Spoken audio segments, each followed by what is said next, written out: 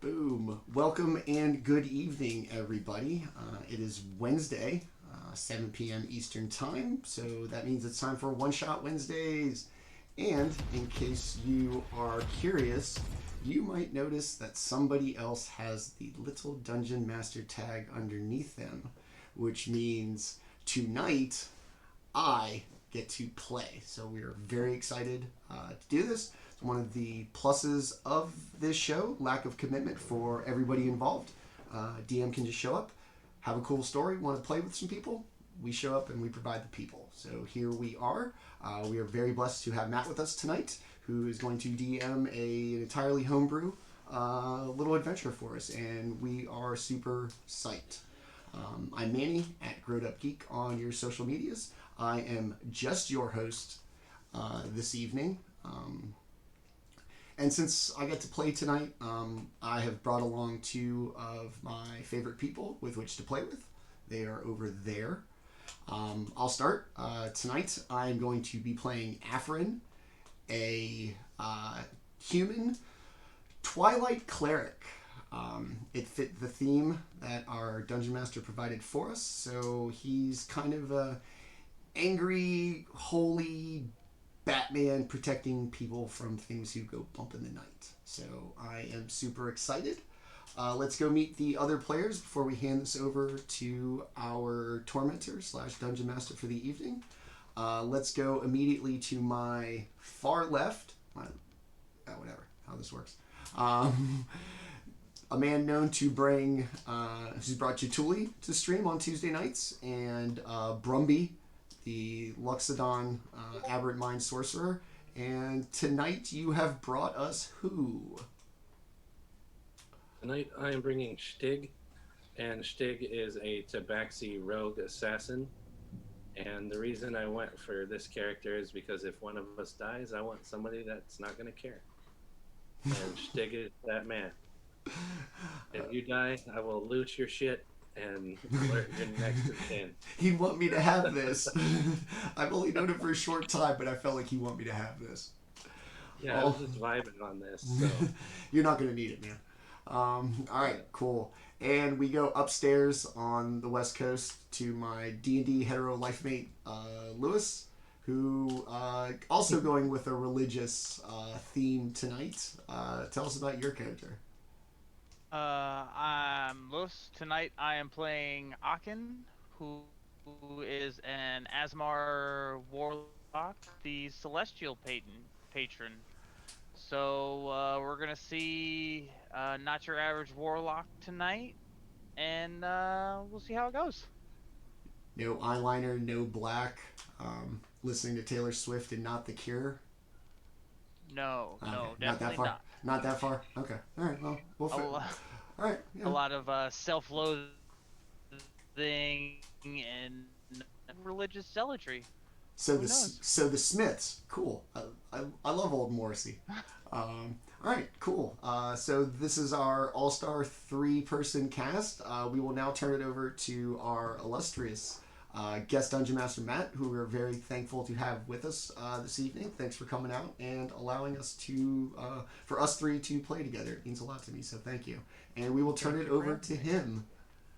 Thank you for having me. My name is Matt. You can, since I'm sure most of you don't know who I am, you can find me on Twitter at KintaroTPC and my podcast at The Crow's Codex, or well, now it's just at The Crowdex. Um, Tonight I'm bringing you a sort of eldritch horror kind of tale, very reminiscent of some earlier Resident Evil kind of stuff, and a little bit of mystery. And we'll see how this goes. It's not terribly long, but it could be very deadly depending on what happens.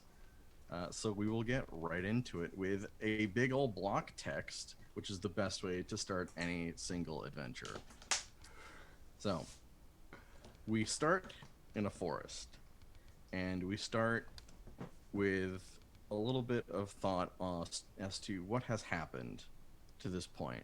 You don't remember exactly how you got here or why, but this is where you are. And ever since you got here, something has happened. Something happened suddenly and with no apparent warning. a howl that reminds you of the call of wolves in the night, but something's different about it. Something is not right. This is a sound only wolf adjacent, a call from the dark produced by vocal cords of an entity belonging neither to the realms of man or God. For some time now, it's followed you, day and night. In the dark, it grows louder and certainly seems closer than ever. The sound rattles the bones and reminds you of an ever present danger, interrupting sleep and meditation. It's now the third day you've traveled without rest, and here, deep in these woods, you're no longer sure what time it is. You don't even know what time is anymore, honestly, or where in this forest you are. Your last memories of the sun seem so distant, and the light of your torches is slowly starting to fail. To your present relief, you've come across an old house nestled within a copse in the forest. Inside, the dim glow of a lamplight brings the faintest hope of rest. The soil here, wet and soft, pulls at your boots with every step that brings you closer, and the feeling of something bearing down on you from the shadows between the trees has only become more immediate. Cast in this gentle lamplight from this house, or your torch, first we see Afren. Afren, what do you look like? Afren's a younger, kind of prime of his life, human male, dark, short cropped hair, chainmail armor, great sword, of a single-minded focus of just this belief that something is out there, just coming for the good people of the world. So he's ever alert, eyes wide, just constantly paranoid, waiting for somebody to come around. So he's just ever kind of edgy, hand on his sword, little dark purple cape behind him as he kind of makes his way through the woods. Who would be directly next to or behind Afren? I would definitely be behind Afren and in the middle. And that's my What spot. does Shtig look like? Shtig is 5'3". He is a thin but muscular tabaxi that's black fur and green eyes and super long black hair that he's got braided behind him, and he wears tight black assassin's clothing basically, and he's sitting there picking his teeth with his dagger, and that's about his normal position of irritated but paying attention. And then last but not least, Aaken. What does Aaken look like? So Aaken is a little taller than our tabaxi friend. He's about 5'9", 5'10". He wears a long cloak that covers both his front and his back. It doesn't seem to be made of anything too spectacular. It almost looks burlap, but you see like a slight glow from one side of the cow in the hood, and you just that's pretty much what you see. Cool, cool. So stepping into this clearing now, we have the three figures. And as I previously mentioned, it's been 3 days since you've had rest. You'll be starting with 1 point of exhaustion, meaning you will have disadvantage on ability checks. Oh,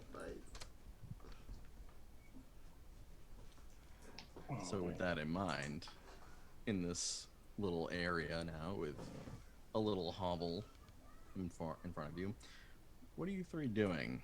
How does this feel to all three of you? What do you do when you find this little house?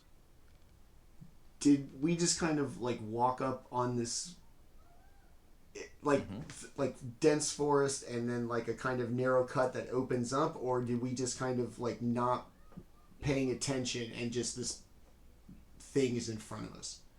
It's kind of like you were just walking through the woods, no path, no like clearing before this, and you kind of step forward and oh, there's suddenly more room than I expected there to be, and oh, there's a house. I'd like to my two traveling companions, and we might find rest in here. It's been too long since we've had any sort of sleep. I need to get my wits about me. I just don't know anymore. In times of weakness, during sleep is when they come.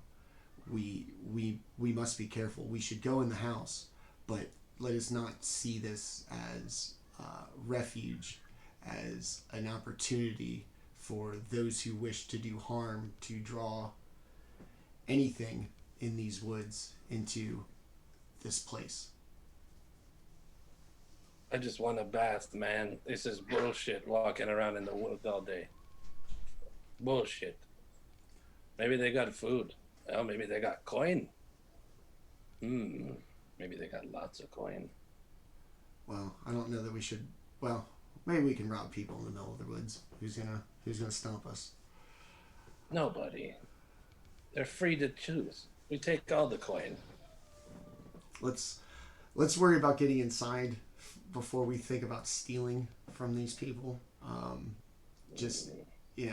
Aaken's right. It's been for I don't even remember how we got here. I'm not even sure if this is real. Everything seems so scrambled, but it's the only thing we've seen, and we need to do something. We can't just keep walking aimlessly through the woods like this. Maybe you can't.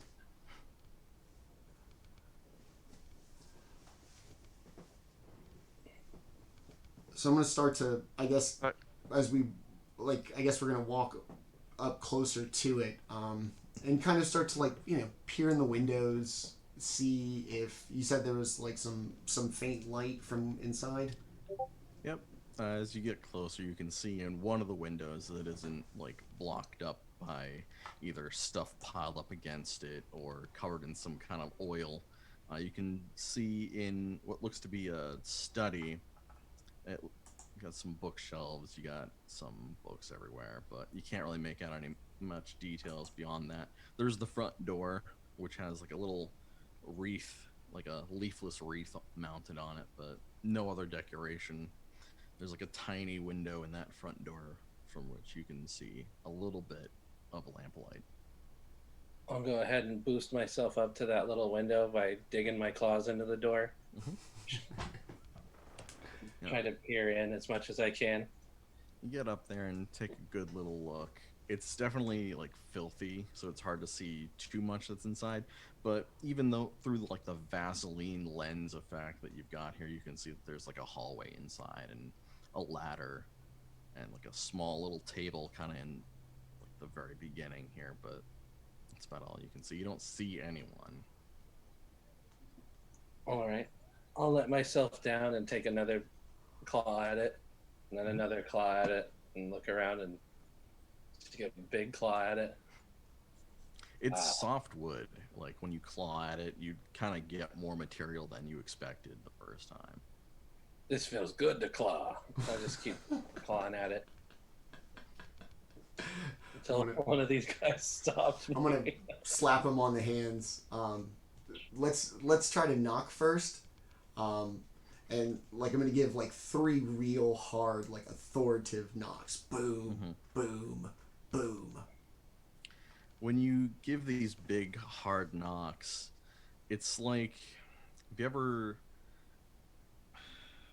been to the beach where there's just a bit of wood that's been soaked forever and it's still sopping wet? When you press into it, it just gives a little bit too much to get any good sound out of. It's like that.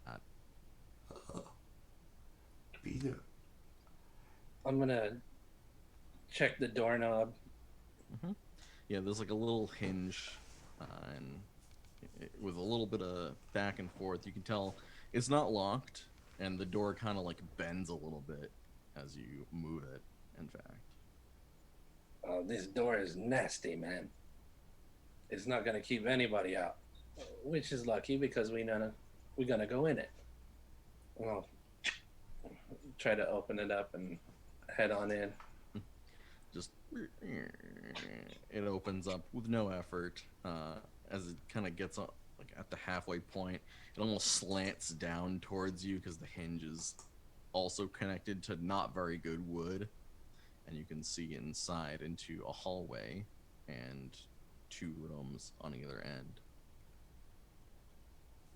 Inside, like directly inside, there's like a little side table with that lantern that was producing the light that you saw. It's one of those like square lanterns where it's kind of frosted and it's very rusty, and whatever oil contraption inside is either running low or it's just poorly made, so it's a very weak light. But I suspect that of the people in this group, that matters absolutely not at all, given that we've got a Twilight Cleric, a Tabaxi, and an ASMR. Oh, we can all see in the dark? Yeah. I mean, Yeah. I can see till like tomorrow in the dark, so Yeah, you have like 300 feet. yeah. So I can just see the room. So I'm gonna Yeah, I can see I'm the gonna room. go ahead and blow the lantern out. Is that the only Okay. like light source in the kind of lobby entryway?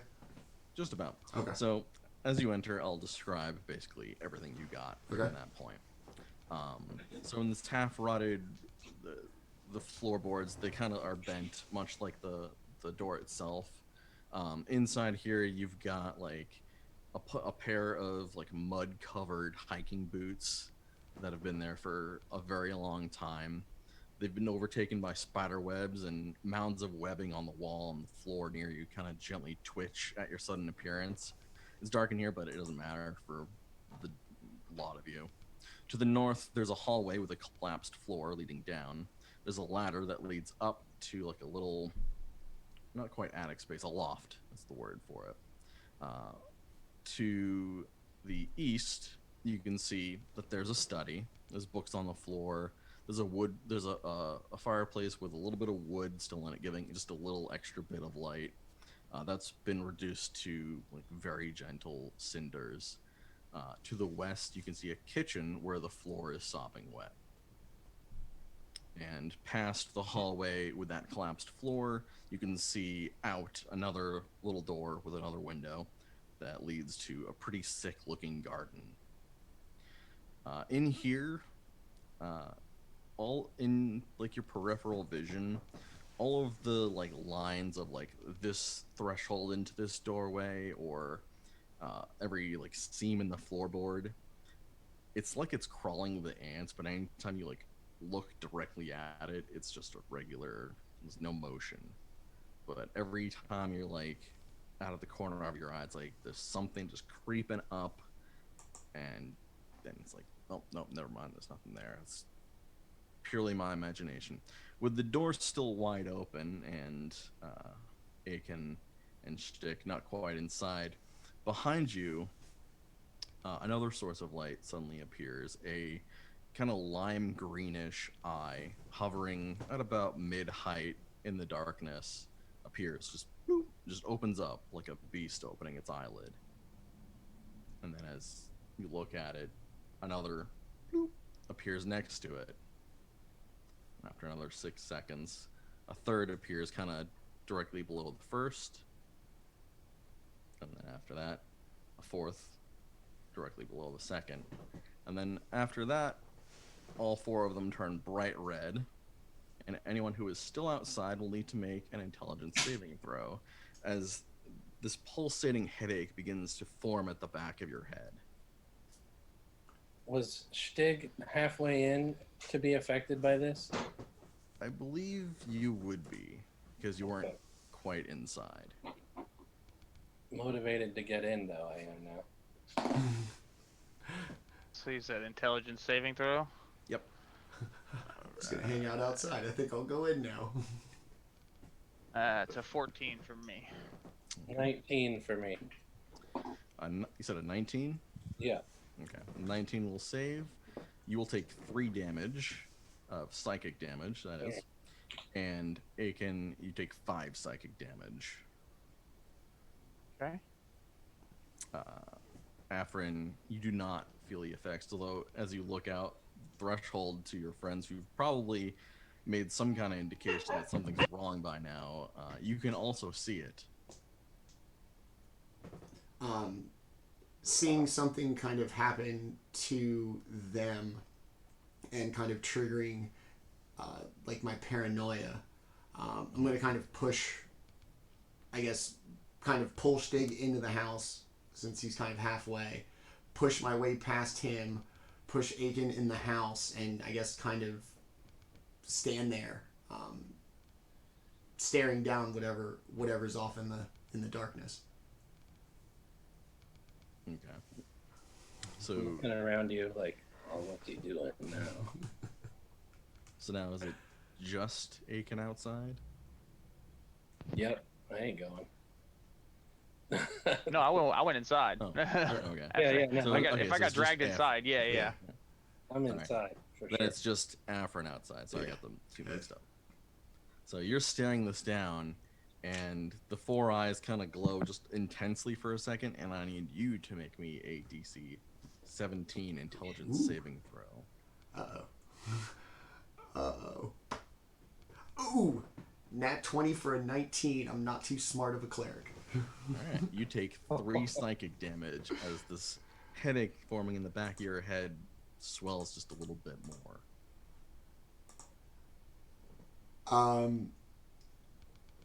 Alright, I guess feeling the pain, I'm going to go ahead and back up at least into the house, but I guess leave the door open. Okay. I'll go ahead and grab him by the back of his shirt and pull him in and kick the door closed. What the hell are you doing, man? You didn't see me? I hurt my head. So you go out there and you stare again? This is what I've been preparing for. Did you see it? It's dark out there. There's something to get us. This is exactly what I do. Is there a lock on the door? There is not a lock on this door, and it's a good point that you bring up that it's dark out there, and everyone here has dark vision, and you have excellent dark vision. Even with that, like beyond everything that you can see in the woods, you can see very, very far. Where these eyes were hovering, there is nothing but eyes. It's just sort of these floating eyes, and yeah. That's creepy. Agreed. So there's like a little Vaseline like lensed thing in the door, right? Yeah, it's just like greasy with like age. With now that I know something's out there and it hit me or whatever, I'm gonna close. Even though Stig slammed the door, I'm gonna look out and still try to, I don't know, make a show of force, or at least one of these. I don't know. Yeah, as you like get up there and look through that peephole again, you can see the eyes turn back to green and then one by one slowly fade away until there's nothing outside anymore. It's gone. If Stig is kind of like keeping the door closed, I'm gonna not go outside, but I'm gonna open the door. As soon as you open the door, green eye appears. Then about 6 seconds later, another green eye appears. I shut the door. Yeah. Doosh. What are you doing, man? I'm gonna smack you, man. You keep opening this door. We got other shit to look at. It's Leave the door closed. It is out there. They is out there. They is out there. Keep the door closed. Fine. We can't probably rest with the door open anyway. All right. So Not like you rest anyway. You're all paranoid all the time. I think today proves that I am justified in my paranoia about what's out there. It proves that it hurts to be paranoid. Keep the door closed. I'm gonna keep looking through. And do they disappear again once the door's closed? Yep. And Okay. in the same order too. Okay. As they appear. All right. Well, I guess if we keep the door closed, whatever's out there stops staring at the door or doesn't care about us. You said there's like an end table or something in the room, yeah? Yeah, it's like a little end table with that lantern that you blew out. For whatever it's worth, I want to drag it and like kind of barricade the door with it since there's no lock. Totally. Okay. Yeah, you can set that up. No problem. It's very easy to find like a crooked floorboard to brace against it. Okay, cool. All right. Said that that lamp has just a little bit of oil and that there's some like embers in the fireplace. Mm-hmm. I'll go ahead and dip my claws into the oil and flick it into the fireplace. See if I can't get the fire to come up a little bit. Okay. So you enter into the study to do this, and I'll describe what is here in the study. Apart from some cobwebs, the study is in the best condition of the rooms that you've seen here so far. There's books littered on the floor and knocked over shelves. A large wicker chair sits near a fireplace of dying embers. A small mound of dirt has been carefully placed on the seat, along with a long dead cluster of lilacs. Above the mantel is a torn painting, the canvas raked in the upper third by something claw-like. The bodies of two figures are all that's left in the image, one dressed in yellow robes and the other in a night black dress. Both have been painted with proportions unsuitable for a creature shackled by the laws of physics.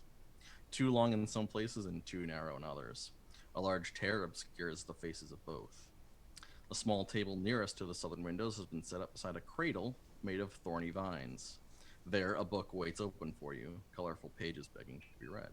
So, and then you bring over the oil and flick it into the fireplace, and it ignites a little bit more. You get some of that almost like firefly-like effect. Then I go to the wicker chair Mm-hmm. and I start tearing at it, trying to tear it apart. Ripping the wicker chair apart. Yeah, and I'm gonna throw whatever bits I get into the fireplace. Yeah, just tear that thing apart and just throw it in there, and you fire ignites a little bit more. You get a little bit more warmth and light for yourself. I'm Nice. I'm gonna sit down in front of it, Indian style, and stare at it. Fire now. There you go. I'm gonna cast thaumaturgy real quick just to see if I can't like really get the fire going with the oil, the wicker, and whatever was left. Like just give it a little jump start to really bring it up. You get yourself a really nice, comfy, cozy fireplace now. All right. So this. Are there windows? I'll move towards the book. Yeah. Are there while they're windows doing that. here in this room? There is one window leading to the outside, about like from where you came in.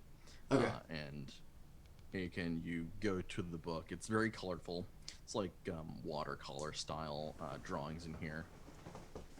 They're all like obscure shapes. Do you look closer at it, or are you just like getting an inventory? I just kind of like start thumbing through it and see if they're like if everything in there is like that. If everything's like abstract and it's all like very strange abstract shapes that seem meaningless at first. So you like flip through it to see if there's going to be any words in here. Flip back to the beginning, and as you're looking at it, you aren't reading anything, but it's like you can hear that narrator in your head. Like whenever you think to yourself, it's your own voice kind of telling you what's on this page. And what these pages are telling you is a very short little story that goes, once upon a time, there was a witch who lived in the deepest and darkest of woods. She lived alone for tragic aeons until one day, a king arrived, and together they had 3 children. Each child was twisted, warped, and hungry. One child consumed the dreams. Another greedily devoured the day. The last ate their father. The witch scolded her children, and in return, they broke her blackthorn staff and trapped her in the attic. In the garden, one half was buried. The other was hidden where eyes could not go. Finally, they locked her away with a glyph of insight, a sigil of the elders. Only with the Broom and Thorn could the seal be broken. Without parental supervision, her children ate the world, one dream, one day, and one person at a time. The end. I hate kids.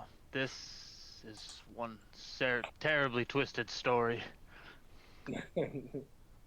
I assume you regale us with it before I say that I hate kids.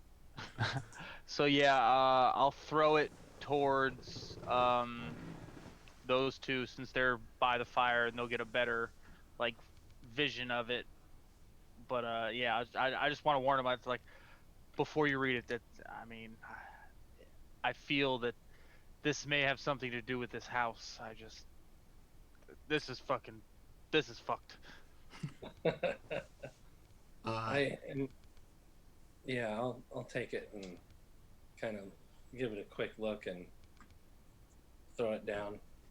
Mhm. Kinda You bat get it away. like however long you look at it, you get like a portion of the story in your own like head. Weird. That is an uncool book. You take the book, Afren. I bet you love to read weird books. I'm busy, and I'm just kind of constantly like looking out the window to see if the eyes are still there or if anything else has come about. Standing at this window next to this cradle of thorns, you don't see anything outside. Okay. If there's nothing outside, I guess after a moment my paranoia will subside, and I'm going to turn my focus to the cradle of thorns. Inside, you know, it's just like a cradle made of like thorny bush kind of material, and inside there's like a little scrap of cloth, but that's it. I mean, I'm gonna pick up the cloth while I'm here and intrigued. I don't do reading. Doesn't appear to be anything in super natural or weird about it. It's just a scrap of cloth in a thorn cradle. Yeah. Planted. As you do, yeah. I'll leave this right here. So I guess we regale him of the story. Well, since he basically said he's not a reader, so I'm gonna kind of snap back to the discussion with them. Yeah, that book sounds awful. And then like every once in a while, I'm just gonna keep looking out the window. I'm gonna take the scrap of cloth, almost like kind of subconsciously, just look at it and just I guess put it in my pocket. So we've got a fire. It looked like there was a kitchen across the entryway, and whatever the hell is out there, I don't think just because we don't see it that it's gone. If we don't see, we don't need to worry about it. I'm gonna go ahead and curl up, all in the fetal position like a cat would, and just start snoring and purring interchangeably in front of the fire. As you curl up and start getting to that really like heavy body comfy zone of I'm just about to fall asleep, you hear like a screeching howl in your head, not in your ear, in your head. It's like when you have a nightmare that has like a loud sound in it and you like jolt awake, that happens to you and it stops you from sleeping. And it's the exact same kind of sound that's been plaguing you for the last 3 nights. I snap up and I'm like, I'm going to rip whatever that is apart. I need to sleep. How can I stay beautiful if I'm awake all the time? the story spoke of a dream eater. Do you think those are the things chasing us? I know that's what ruined my dream, probably. I was already on a comfortable island. Bullshit. The things that come in the night are often the most sinister, and no better way to weaken an opponent than to deprive them of what they need. And I'm just going to kind of look at Shtig.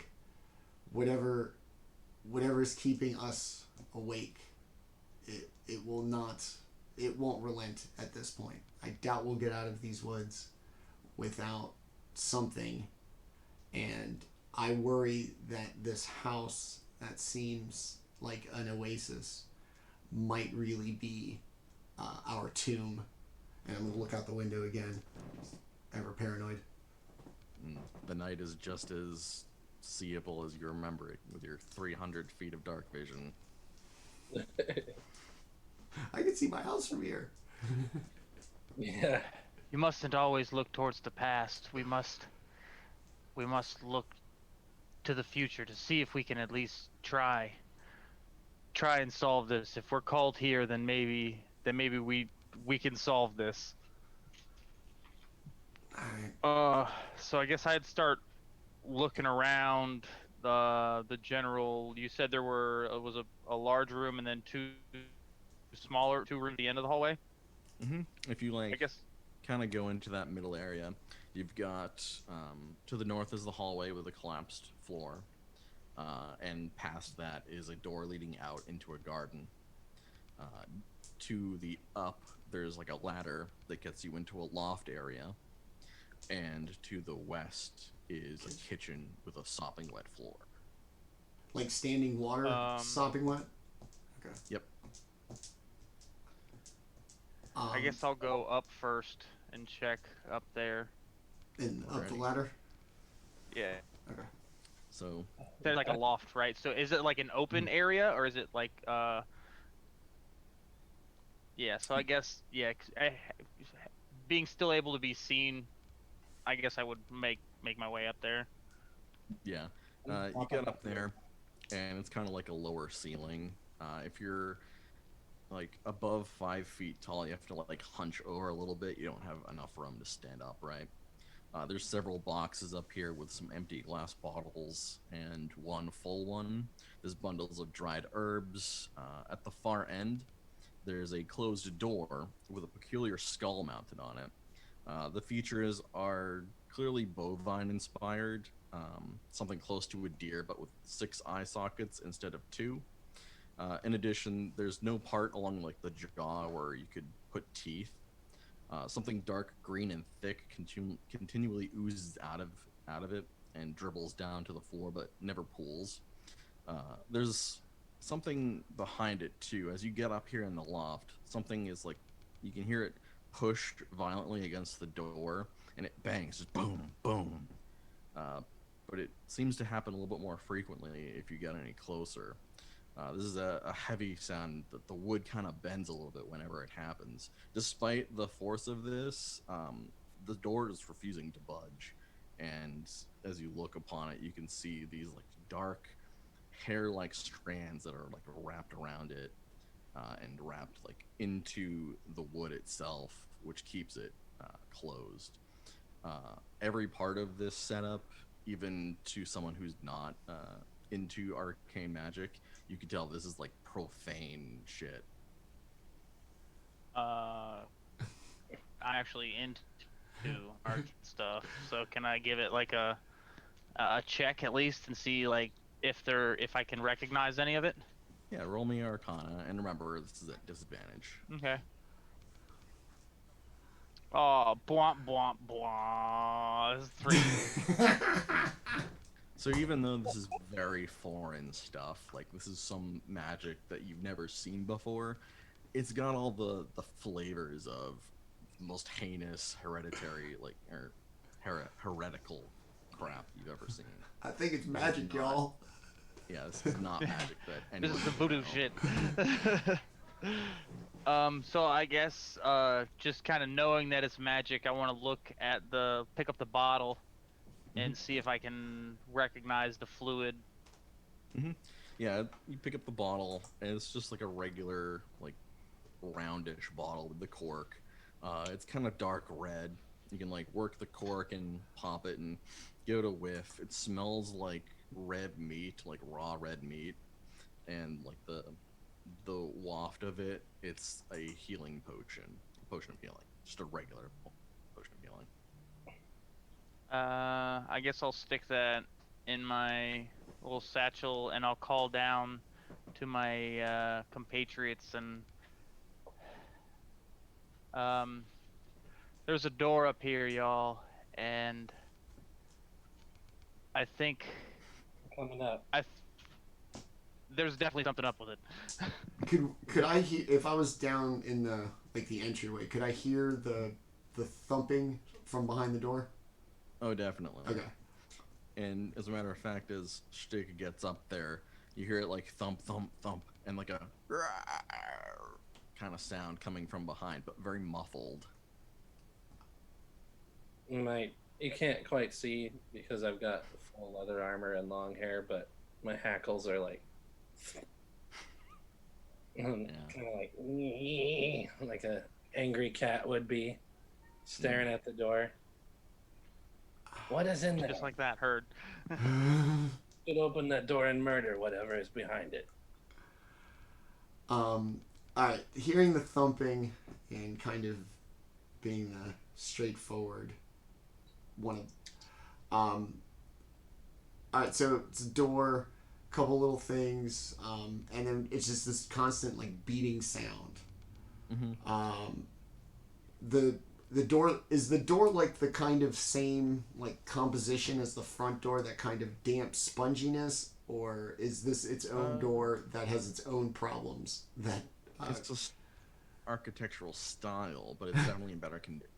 okay, it's not an aesthetic choice. Right. Oh man, the stuff wrapping around the door, keeping it together sounds gross. Yeah. All right. Just super specific. Does the door open in towards us or in towards the other room? It would open in towards you. Ugh. Like, out towards you. Ugh. I'm gonna look It's a pull, not a push. Yeah, I was like, I'm gonna look at and this whatever sound is muffled behind the door. Is it similar to the whatever is going on in the head?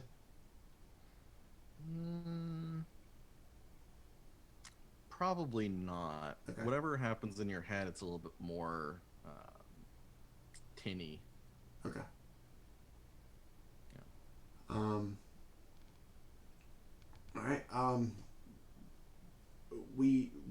Whatever's behind this door, I can't imagine is friendly. We just open it up and do it, or you guys have a better idea? I think maybe we should burn this house down and go back to the woods. I don't feel the woods are Yeah, any safer than this yeah, house I'm gonna at the agree. current I'm gonna moment. agree with that. I don't know that going outside with a blinding fire is the best way to be safe. You only say that because you suck at climbing trees.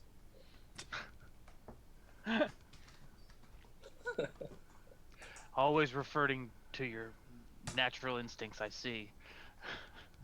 Yeah, of course. That's how I stay alive. So I want to call down to Afren and at least tell him to get the book and read it, if he can read. I can read. I'm not illiterate. Just it's not my thing. Well, the other thing is there are no words in the book. It's just pictures that speak to you kind of in your head. So. Nailed this one. I read it twice. I'm gonna go over, kind of look at it, still kind of quizzically. Like I said, I'm more of an action cleric than a kind of spiritual one. And I'm gonna pick the book up, which is probably not a good idea. I'm gonna just close it and I guess make my way up to the loft. Yep. You now have a book. Okay. Nothing bad happens when you close the book or pick it up. So far.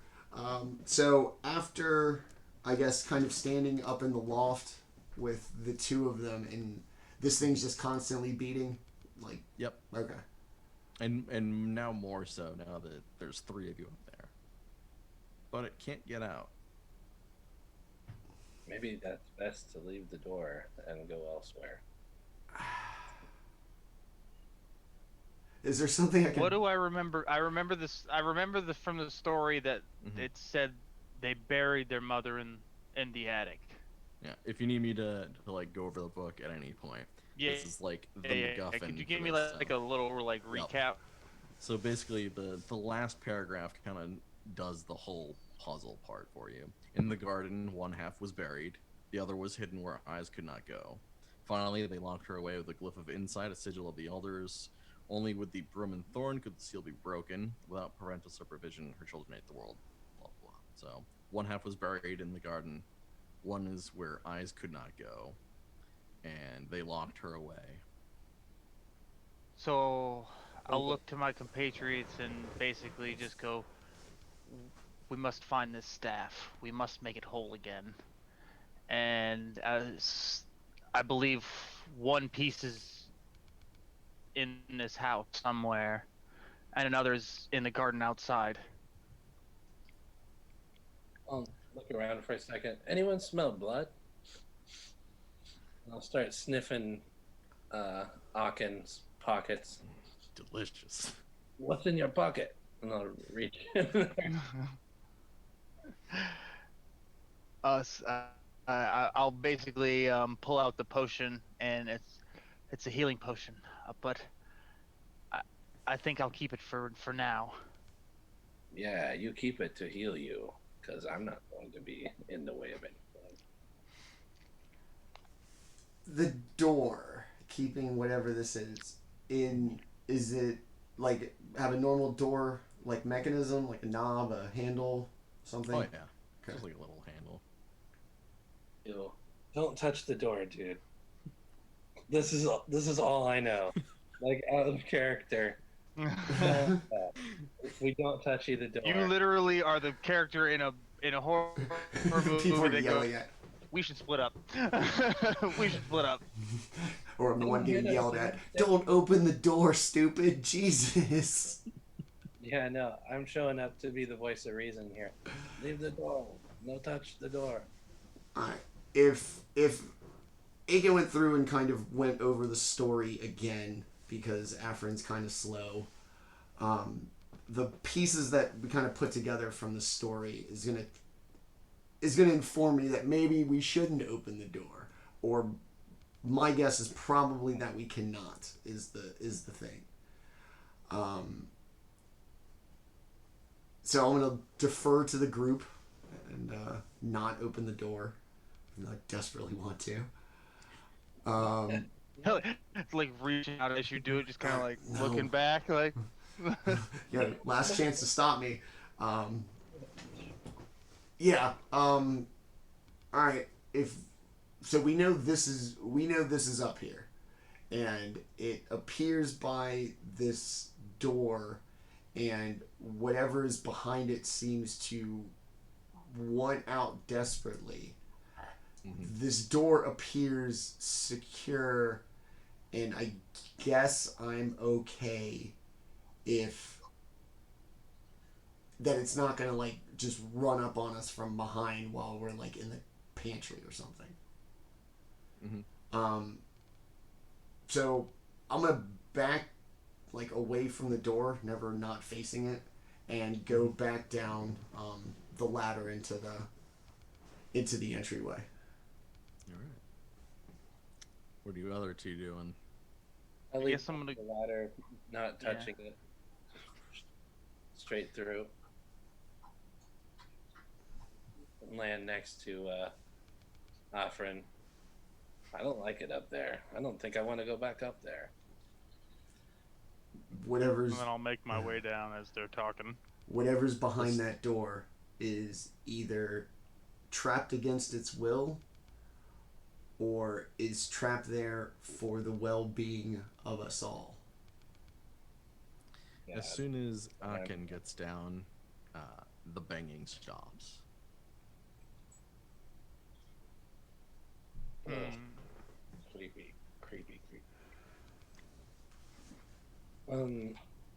I'll start sniffing around, nosing around. Is there anywhere that we have not? Oh, there is The that kitchen. open door. The that kitchen's leads to across the way. garden, right? Yeah, and the kitchen's There's across the way. There's the door at the far end that leads out to a garden. There is a collapse, like a hole in the floor, and there's the kitchen that you have not yet seen. I'm gonna start heading towards the kitchen. Okay. Smells wet. Ugh. Yeah, as you get closer, it like smells all of the worst smells that you've probably ever smelled. In here, it's a basin for cleaning dishes, which is overflowed. Stagnant water, just getting everywhere. There's an uncomfortable number of floating insect eggs in here. Tiny flies or something worse buzz around the room and just beside your ear. As you squint into this room, something lands on your eyelid and begins harmlessly sucking the moisture out of your eye. On a table, mold-taken bread and fruit has formed a foul pudding.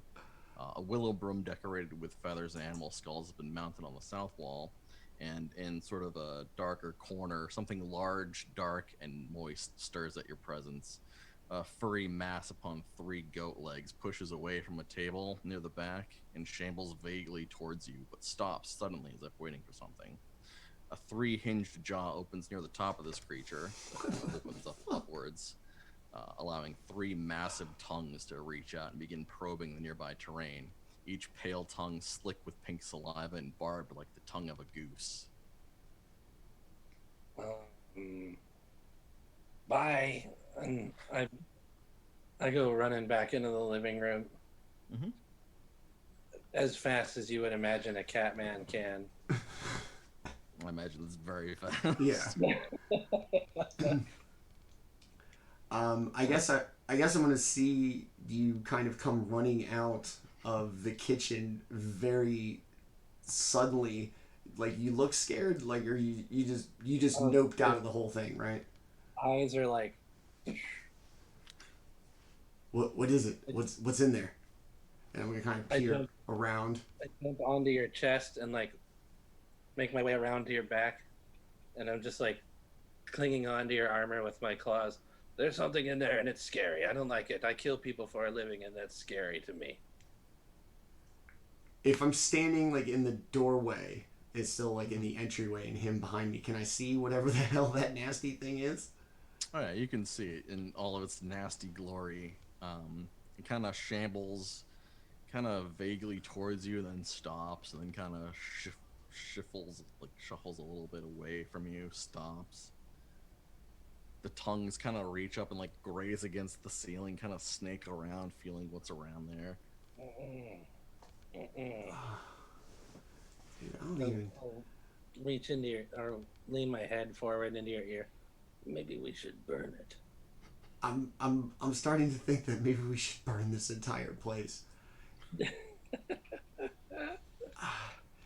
If I take like a couple of steps into like through the doorway into the kitchen.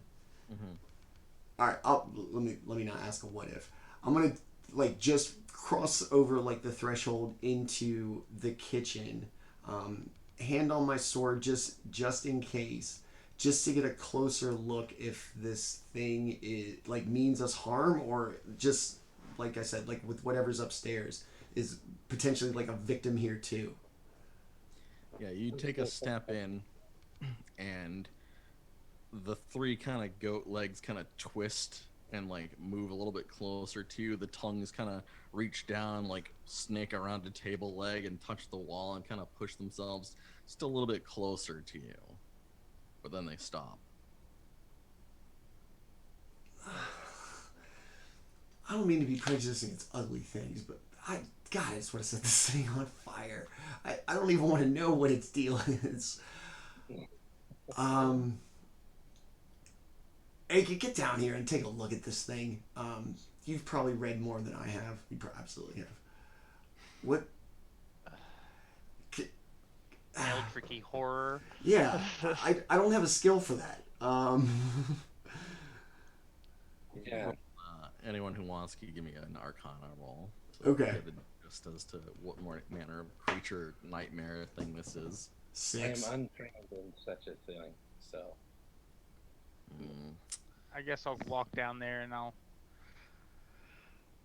So disadvantage. Oh, hold on. It might be worse. Yeah. Yeah. Disadvantage. It's a 6. Yeah, I got a 9. Yeah. No It's clue. it's like kind of bestial. It's also strange and aberrant, and it's some manner of nightmare creature, but its exact nature is unknown to you. All the bad stuff. Got it. Yeah. Yeah. What do you think? You have a touch of the gods, not like I do, but you have something to do with the divine. Have you ever seen anything like? And it doesn't move like menacingly towards us. It's just what kind of doing its own thing in the kitchen. It would be hard to prescribe a motive to its motion, whether menacing, curious, or anything else. because it's so strange. Maybe you should try and speak to it. Oh yeah, that's smart. I'm still clinging onto your back, Afren.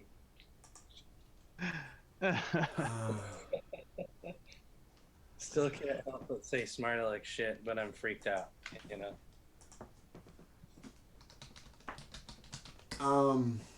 Throw this at him. I'll hand you a little ball bearing from out of my backpack. Try and hit him. Not every problem has to be solved with violence. All right. Is there? Wait, hold on. Let me get this exact wording. Spontaneous sound. Close the door. Halted appearance. Harmless tremors.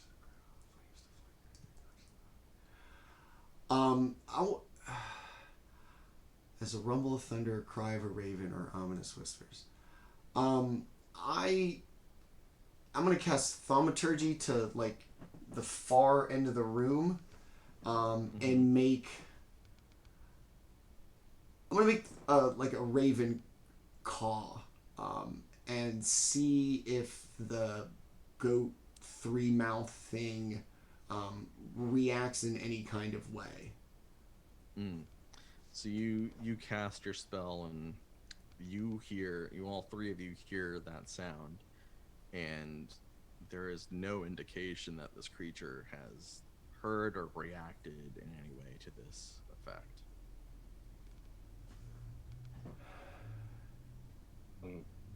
The ball that I was trying to hand you, I just take it and and peg the goat thing with it. It's just a little ball bearing. I have a big ass bag of them. Okay. All right. So you hit it with the ball bearing, and in a surprising amount of speed, it shifts and twists and pulls its way through this room towards Afren and begins slapping violently with its tongue tentacle barbs. What the fuck, dude? I'm gonna roll some initiative here. I can't open Like the I told door. you. I can't open the door, but you're just gonna throw ball bearing at this thing. Yeah, we're definitely gonna have a talk with you out when we leave this house. Somebody's gonna be sleeping on the porch. All right. Oh. All right. Roll initiative. Here we go. If we've ventured before, you know that I've been on that porch. 15 for Aaken. 9 for Afren.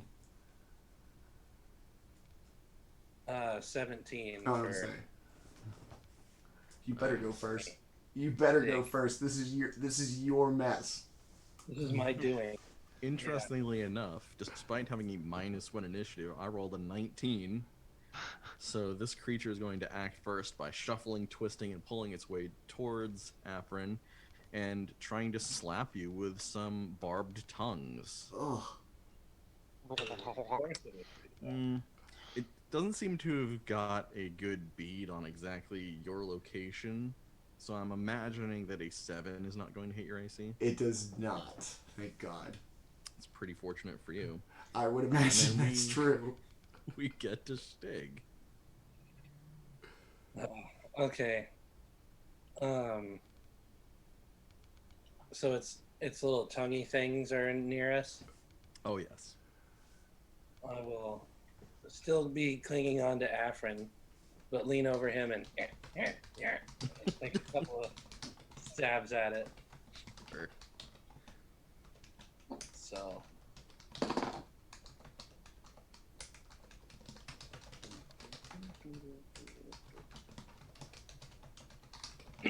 A 16 to hit. 16 will hit. All right.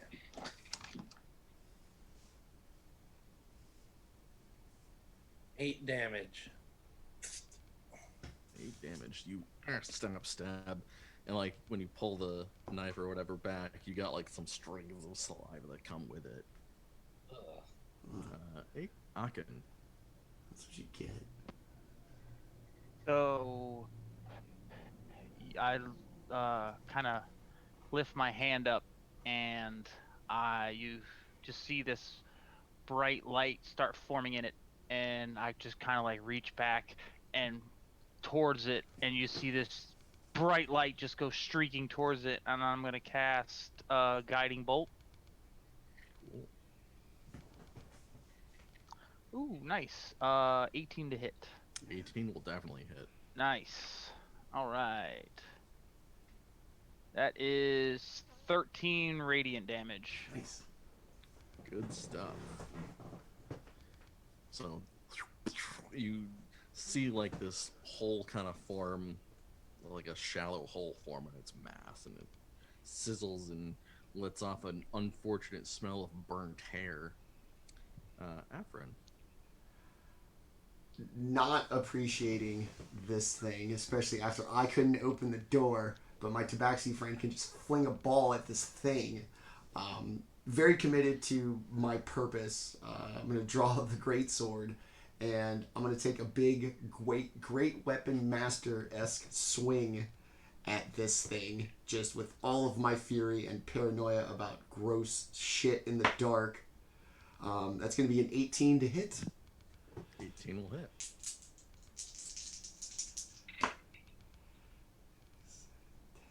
Uh, 20 points of damage. That's a big chunking hit. Yeah. Good God. Yes. Don't worry about that roll. I didn't mean to do that on D&D Beyond. But yes, that's why I did this. Like I said, all the fury of my purpose brought to bear, and just being grossed out and pretty much over this house, even though we've been to 2 rooms. I'm going to swing like a madman at this thing. Yeah. So you come in, you come swinging and swinging hard, and you like cut off about half of one of these barbed tongues, and it doesn't react in pain, but it does gurgle like this horrendous sound, and like a red mucousy pus kind of comes out of the mouth from the top and just kind of runs down its sides. You can see that the initial stab wound is beginning to heal a little bit, and the hole that was burned into it is starting to close, but very slowly as it heals some damage. Oh, shit. And And then... So Shtig, like when you say it's going to close up, like where Shtig like stuck it? Yeah, like Okay. the knife wound, yeah. Okay. Ugh. And then we get back to it, which begins flailing once again and tries to slap. Well, we'll say it'll try to slap Afren twice now that it doesn't have to go anywhere. Let's see. Oh, that's pathetic. That's an 8. Yeah. Thank God. And 18. Yes. Much better. Unfortunately, yes. All right. You're gonna take 9 points of damage as the first tongue kind of swings in. You move out of the way just in time. The other one comes in, sticks you, and then just like rakes through some of your flesh as it pulls back, kind of tearing that wound. I did this to you guys last night on Tuesday night, and this is my penance, so I will pay it. And I am thoroughly creeped out, but ow. And we get to Shtig. Shtig, I will, I'll kind of climb up onto Afren's shoulders and jump off. And is there anywhere near that I could land? Anywhere near the goat man that I could land that's not in the wet floor? Yeah, there's the table with the foul pudding, like the moldy bread and rotted fruit. I land on the table and then take 2 swipes with my daggers at him. All right. The first one is a 19. That hits. The second one is an 18. Both hit. So 7 damage and 1 damage. So 8 more damage. And then I use my bonus action to Is there any like open drawers or anything like that in the kitchen? Open cupboards? Yeah, I'd say there's like counter space too and stuff like that. You can like hop over to. All right, I kind of like hide behind it. is Okay. what I do. So I'm gonna go ahead and roll a hide. Oh, okay. Yeah, you can find like something that's fallen over to like get over behind.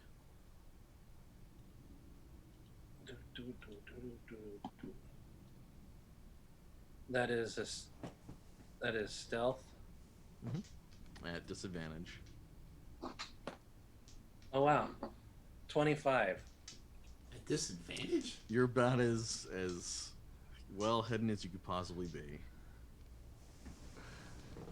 All right. And Fucking we get disappear? Aaken. Just like stab. Yeah. Poof. Yeah, gone. Still there, but gone. Alright, so my turn now. Yep. Alright, so I will look towards Afren and I will say,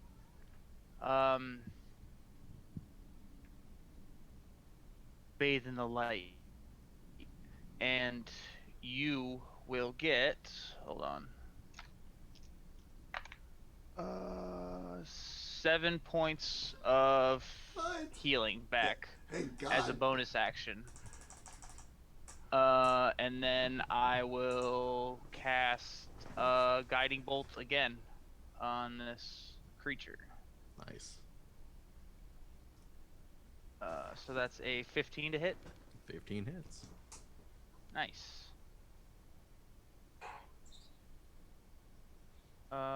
17 points of radiant damage this time. Nice. Ow. All right. So, Crack. let's see, 17.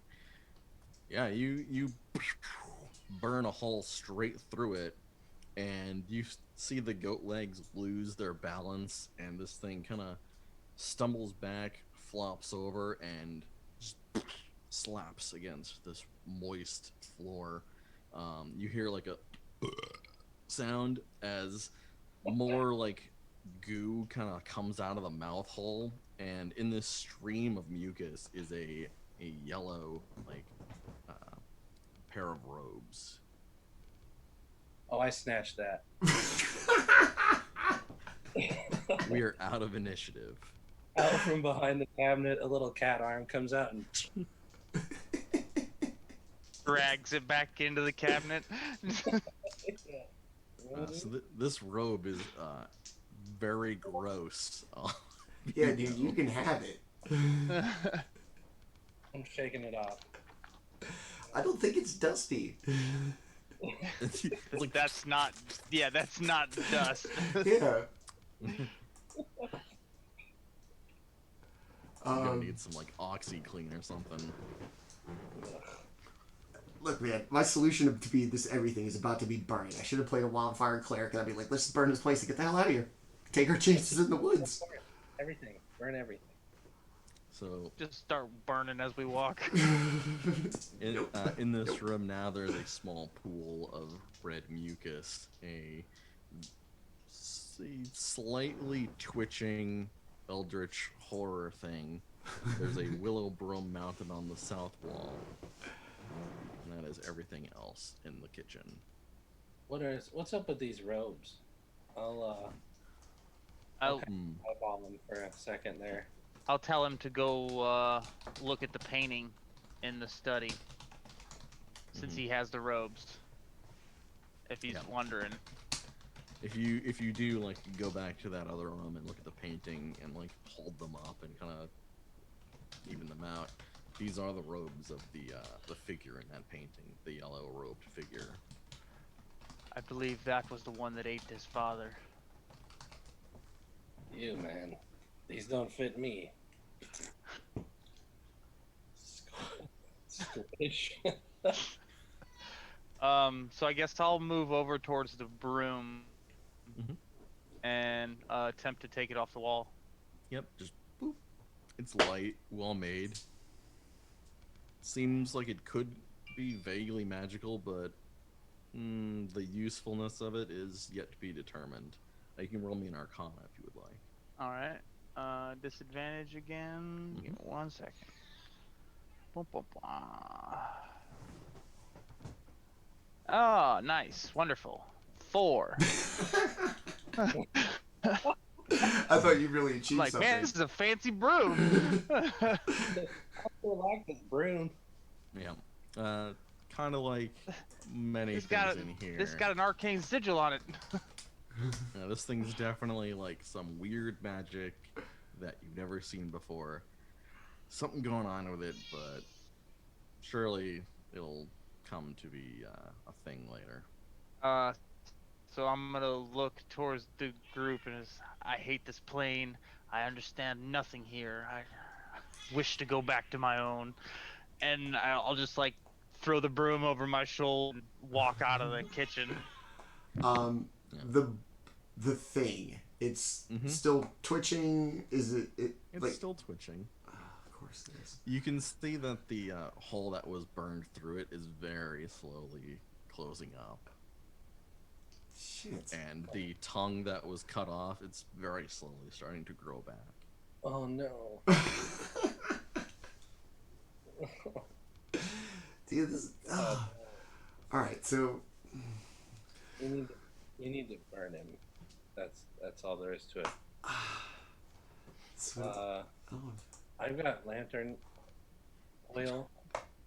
Throw lantern. I'm gonna tell you to throw the lantern oil on it. We're not gonna play around. We're gonna start burning stuff. We're not playing around. Throw the oil on this thing. I'm not kidding.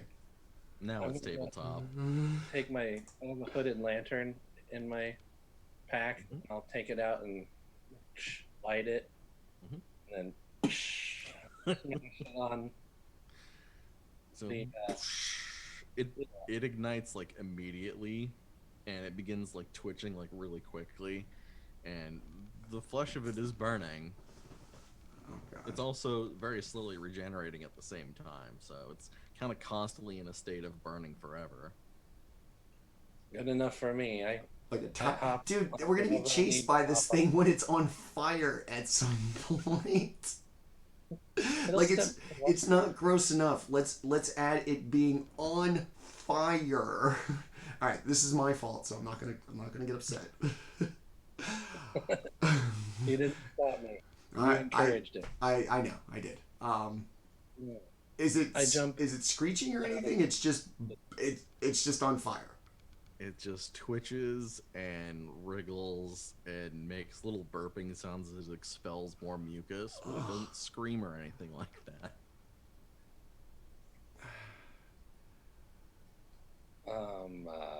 Yeah, I head on out of the kitchen, making sure to not touch any of the water. Mm-hmm. Before I leave this thing to haunt us later, I want to make sure that there's no like risk of any like it. Is it moving? It's just stationary, smoldering, firing away. Yeah. Is there anything nearby that could catch fire? If it's just gonna sit there. Okay. No, this kitchen's way too wet. Okay. All right. I guess. I mean. All right, man. We'll leave the heaping 3-mouth goat-legged monster thing to smolder. Well, this house has been great. I don't remember why we were in the woods, but I'm starting to wonder if they weren't better than this. Do we want to go down into the darkness, which is where I want to go, or do we want to go outside to whatever the hell's outside? I really want to go to the garden, but what's up to y'all? I'm by no means the leader. If it's dark I downstairs, believe if we want to leave this damn house, we must go to the garden. Get out of here. all right. I mean, hey. Yeah, let's go. Let's go.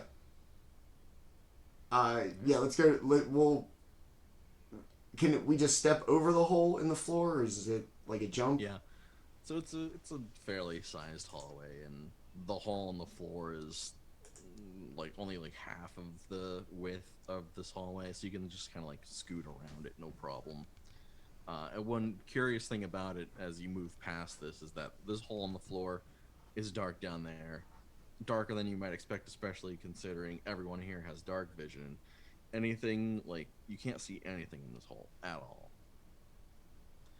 But going past that to this doorway that leads out to the garden, you can see this like that little window. Rub it to get a good idea of what you got going on out there. You can see several rows of rotted vegetables and withered flowers in some tilled land. There's a tree kind of nearby, and it's about all you can see from inside here. Oh, a tree. That's good. That's good. It's good scratching stuff. Don't get stuck in it again. I doubt we can have the city watch come and rescue you. That only happened one time, and that was drinking. That's not my fault. I'll go ahead and work the But door. climbing trees is definitely has happened more than once. So I'm gonna go ahead and start working the door open and peering out. So you open it very carefully, because I'm sure you have an idea of what might be out here. Open it up very carefully. Get a look out here. Outside, there's that tree. It's an apple tree. It's pretty big, though. The trunk has been scratched by something with like 3 massive claws, and red sap is seeping from that wound. Instead of bark on this tree, there's a layer of fuzzy, soft-looking fur, like the fur on a deer's antlers. There's a bench underneath it that's been just collapsed in the middle, like something too much weight has been put on it and it just snapped. Oh God! I look back and I go, my tree's all fucked up. This is bad. oh, you wanted to climb it? Yeah. Go. Maybe go have whatever fun. made those claw marks is up there. You can go say hi. Why don't you try and talk to it? Be all diplomatic. I tried talking. You wanted to throw something. You didn't even give me a chance. Now I'm not even gonna give you a chance. Get your ass up that tree. The apple tree, does it have fruit? It does not have fruit. Okay. Is the You're is the tree like all gross like the rest of this house, or is this like a tree that I don't have to worry about? well, it's got red sap coming out of its wound, and instead of bark, it has antler fur. So All the I would say it's not a normal tree. all the things I've seen today, though, the least threatening. yeah, least threatening, definitely. Possibly the least weird, even. Okay, yeah. Look, I'll take it. I'll take it at this point. Yeah. It's, unless it's gonna sing like in Portuguese opera or something, then I'm like, guys, this has been fun. I'm gonna wait outside. I'm gonna take my chances with the 4 eyes. Portuguese opera. All right, Shtig, did you step outside or you just open the door? That's it. I'm gonna reach my paw outside and kind of like feel the outside of the door where, like, how you open it and then there's the door jamb. Just kind of cat feel around out there. Yeah. So like as Feel he's around. like reaching out the door, I'm gonna kind of like pat him on the shoulder, and as I do that, you see his bracer on his wrist light up with the light spell. Oh, nice. So yeah, you reach out and Why did you do this? I thought you might need a little nightlight for your trip. You think I can't see in the dark? This is assholery. I'm trying to cover it. so yeah, you reached out. There didn't seem It's to like be it's a anything- 20-foot radius of Yeah. light, so it's Just- pretty. And it's like You're basically just like a giant spotlight on you. Yeah. Weak. Yeah, when you were feeling around, there wasn't anything out of the normal. All right. Well, now that I have my light gauntlet on, I'll just go ahead and open the door all the way and hold it up and kind of look around. So you've got a couple of rows of flowers and like rotted vegetables. And while you're out here, you see, boom, one of those green eyes appears somewhere in the distance.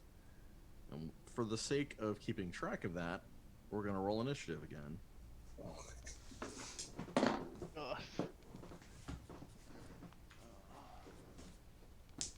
I'm not letting you guys talk me out of anything anymore. I would have just opened the door. Probably not, but... Aw, bwomp, bwomp, Ooh. bwomp. Ooh. Oh, no. That's disadvantage. Shit. Okay, still not bad. Wah, wah, wah. 13 Alright, for me. 13. 12 for me. 2. A deliberate last. You guys got this.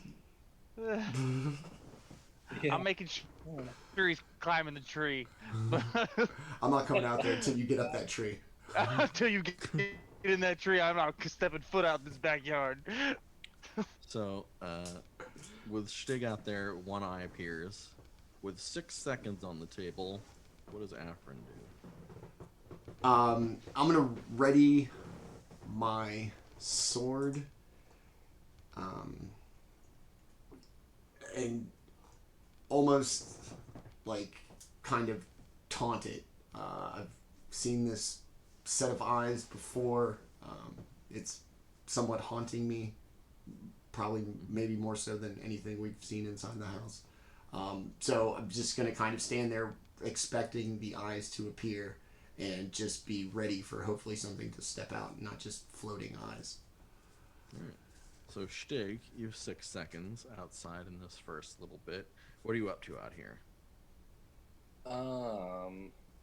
Well, I'm gonna go ahead and I'm gonna take my bracer and kind of cover it and then hide behind some of the dead vegetation. If he covers it up, the light gets blanketed out.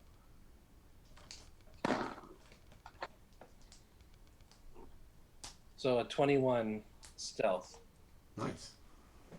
You find yourself a nice hiding spot, and you feel like you're out of sight and maybe even out of mind.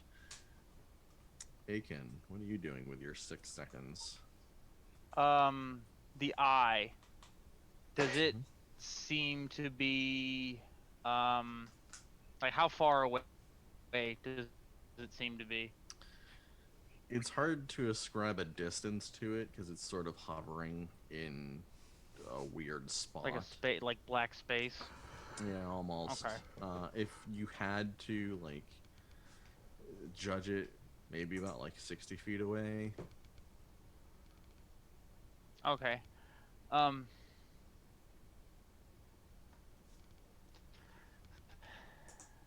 just kind of like, I'll yell out, "You like attacking people in the darkness? So do I." And a blue skeletal hand appears next to the eye and attempts to poke it in the eye Alright. as I cast Chill Touch. Alright. Very good. You cast Chill Touch at about the 60 feet distance from you, and you kind of see the hand move, and it's not really like able to catch anything. It becomes kind of more evident to you that the distance is artificial. It's not something that's taking position in the physical space. Okay. And with the end of that round, a second eye appears next to it. Afren, what are you doing with your 6 seconds? Alright. I'm getting kind of over this. Dig, man. Fucking dig. Um, So we can leave. I'm gonna go ahead and kind of take, I guess, the equivalent of, my movement, or if the, the distance to the eyes is kind of suspect, I'm gonna slowly make a way and see if I feel like I'm gaining on it, or if no matter how much I close, like the distance seems to be the same. Yeah, anytime you like get closer to where you expect it to be, it's kind of the same distance from you at all times. And if we're looking out the front door, like through the garden, there's a tree. Like, what's in the far back? Forest again, or? Yep, Okay. forest. Yeah, I'm gonna keep, like I said, slowly make my way. I guess my full 30 feet to the kind of middle of the garden, and like I said, almost begin like taunting it. You've kept us from sleeping. You have driven us to this place. Show yourself, or allow us to carry on in peace. The eyes stare back at you, seemingly uncaring. Shtig, what are you doing with your 6 seconds? I'm in the garden, right? Yeah, Yeah, somewhere in there, you're hiding hiding. behind some vegetable stuff. Like in a bush. Yeah. I'm gonna slowly start taking my claws and start trying to get down into the earth a little bit. Alright. I'm thinking to myself, I'm gonna find this, but I'm trying to not betray my position, so I'm being careful. Just kind of digging around. Give me a strength check. Oh.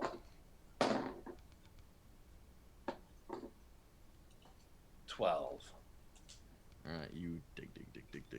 You don't seem to find anything where you are right now. But you don't seem to alert anything else to your digging. Aaken.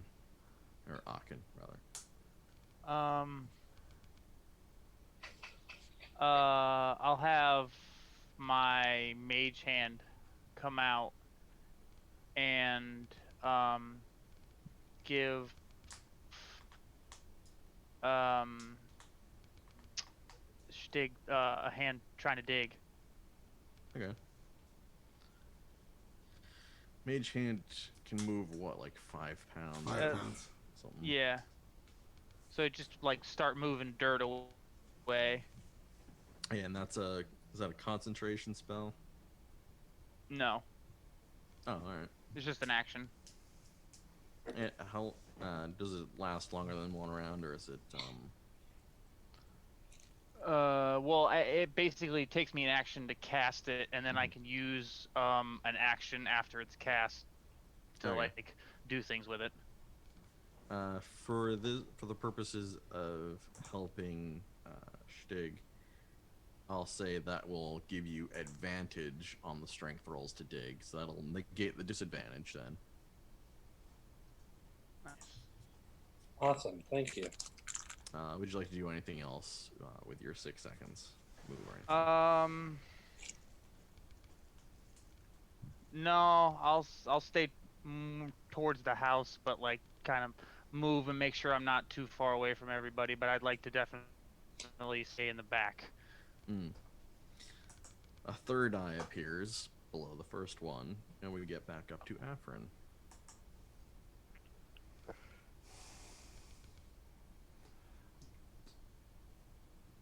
I want to know the hell this thing is.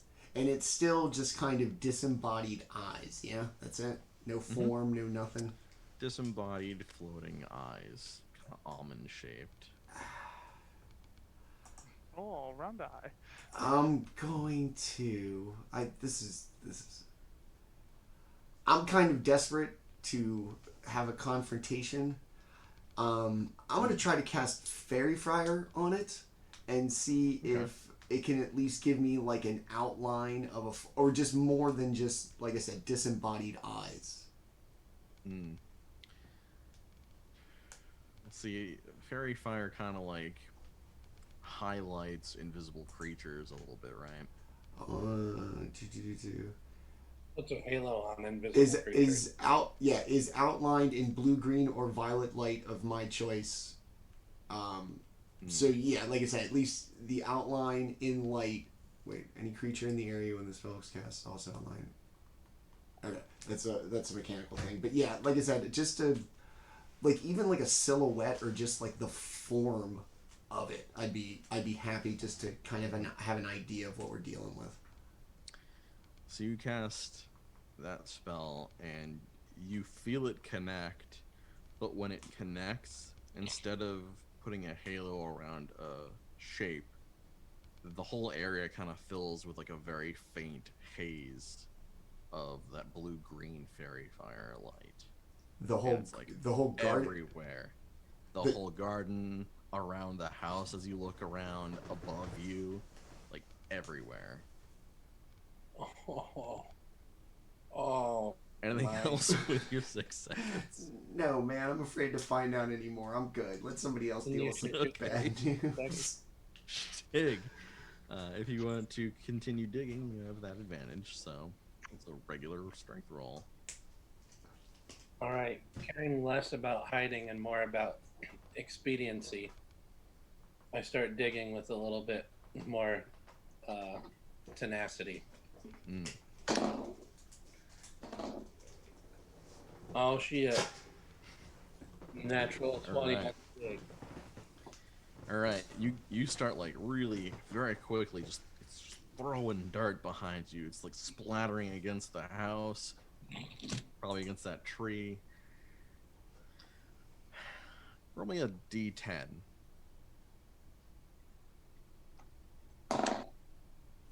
Five. Okay. You got down very far, and this feels like soil that hasn't been disturbed. You get the very distinct impression that digging is correct, but a more directed digging might be a good idea. And as this kind of dawns on you, you can give me a nature check, survival check, investigation check, or a perception check to kind of look at this area and try to suss out what might be the right spot. And when we get back to everyone else, you'll also be able to do those things. I will go with investigation. Mm-hmm. 17. 17 is good. So you get to the bottom of this hole, and it dawns on you. You messed around with some dirt earlier today. You kind of pushed off that little patch of dried lilacs off the chair before you threw it in the fire. And it goes, I need to find lilacs. Oh, okay. Yeah. I'll start sniffing and looking. Find the lilacs. Let's get the fuck out of here. There you go. And we get to Aaken. Do I see any lilacs? Do you wanna? Yeah, if you would like to give me like a nature check, you can very quickly Nature check? identify Okay. some. Give me 1 second. Nature. Oh, bleh. Ugh. That's a 2. All right. I'm blind. I think that's a Yeah, flower. That's a mushroom. You look around. Can't remember what lilacs look like, but at the very least, there's only like 4 spots that are actually flowers. So you have like you would if you chose randomly, you'd have a 1 in 4 chance of being right. So I guess I'll move the mage hand to one of the patches of flowers. You gonna start digging? And yeah, I guess I'll have it start digging. All right. You can give me a strength check then. All right.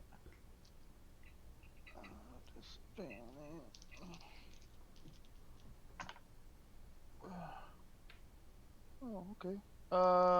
That's a 5. Okay. You start digging. Some of the dirt here is a little tougher than you expected. You get to find a rock, and you make some headway.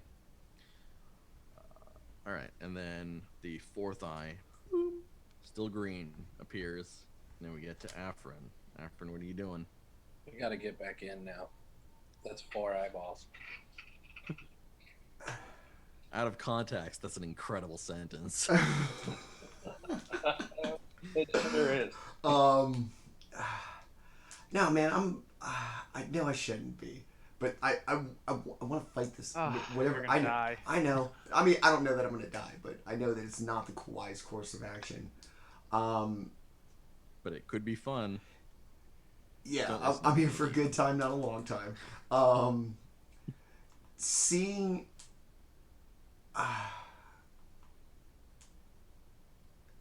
There. So.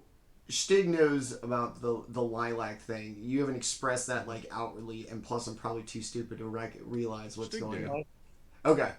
Oh yeah, that's right. We have to find lilacs. Can I see lilacs in the You thing? can give me a nature check to properly identify. Oh, God, not being very smart. With disadvantage. Mhm. And a -1 modifier. That's a 3. Yeah, no. Nope. How did I keep adventuring with 2 dumb shits? However, there are the 4 patches of flowers. Aaken. I keep trying to say Aaken, but That's Aaken alright. is digging in one. He gets it all the time. If you go to one of the others, you increase your chances of just randomly getting it. Yeah, I'm just gonna go pick. I guess not the one that he picked. Like I said, I'm just gonna blindly just pick flowers. Not my thing. All right. Oh, Roll a strength check as you start digging. Hey, you're probably stupid but strong. Ooh. Yeah. With disadvantage, not as strong as I would like. 11. You make some headway at least. And Shtig. 2 of your friends are picking flowers. Not knowing what they are. Yep. Oh. You can make a nature check if you would like before you start digging. God, you guys are dumb. It's those. I'm like eating grass. What? I'm going to use my keen senses to start smelling around a little bit. Hopefully that will help. So with disadvantage, I actually did pretty okay. I got a 14. 14 is a pretty good number. And you look around and you see, oh, hey, Aaken actually got the lilacs right, despite not knowing them. So if you go over and help, you can probably get pretty deep this time. I'm pretty good at flowers, guys. Knowing that there are 4 eyes now, I go, keep on knocking, you're doing great. And then I walk back into the hall. You've got the lilacs. Good job. Close the door. Perfect. Good luck, y'all. All right, Aaken, you're digging. I guess I'm digging. Yeah, you're gonna leave. You're At gonna least leave like the weakest dude to dig. At least you're not like, wasting your time. Yeah, no, yeah, exactly. No, I wouldn't. Maybe I should tell him that's not what he needs. Oh well, he'll be fine. Come on, Jesus. I mean, it's bad enough. That's a 12. That's pretty okay. That's pretty You're strong. getting pretty deep here. You feel like you're pretty close to about the depth that Shtig was at when they stopped and were like, wait a minute. But as you're kind of like getting there, you kind of start to feel like the outline of something in here. So like with a little bit extra care, you feel like there's something here. I know it for a fact. I know it's the lilacs. I know it's the right flower. If I just keep going, I'm gonna get this. So basically, dog's determination. Yeah. Gotcha. And then all 4 eyes turn I'm gonna red. get it, guys. I'm gonna get it. I'm gonna get it. All right, bring it. And Afren and Aaken roll intelligence saving throws. Ah, shit. Damn See, I'm so intelligent, I don't even have to because I found. Mm-hmm. Oh no. Ignorance is not bliss.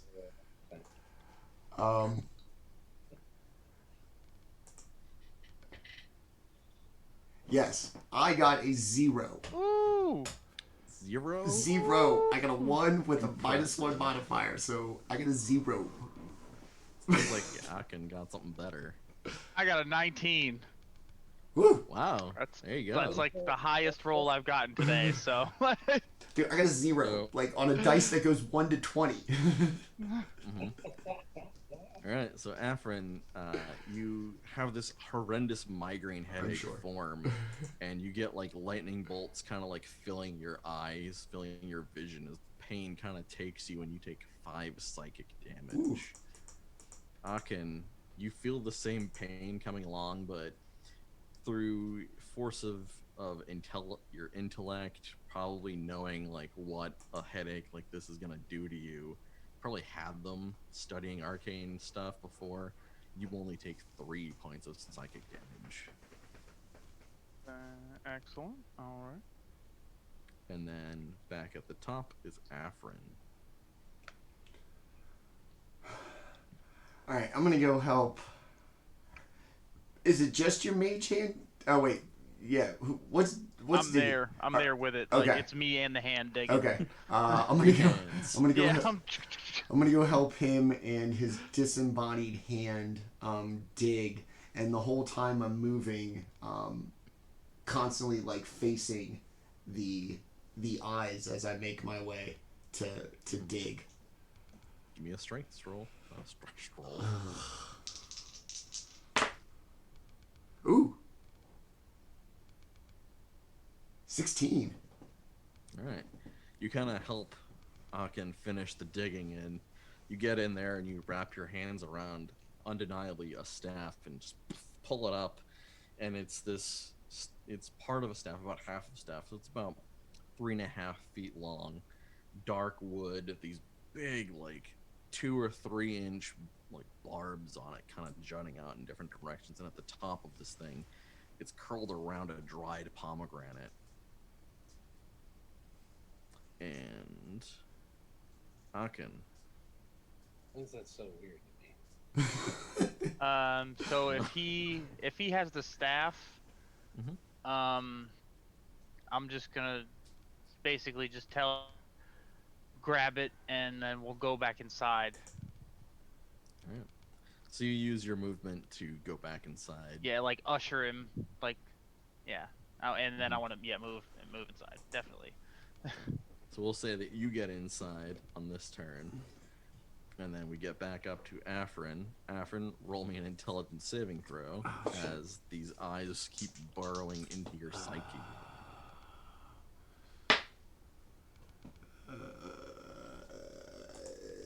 That's a 6. Alright, you take 5 psychic damage. Ooh, Ouch. that's all right.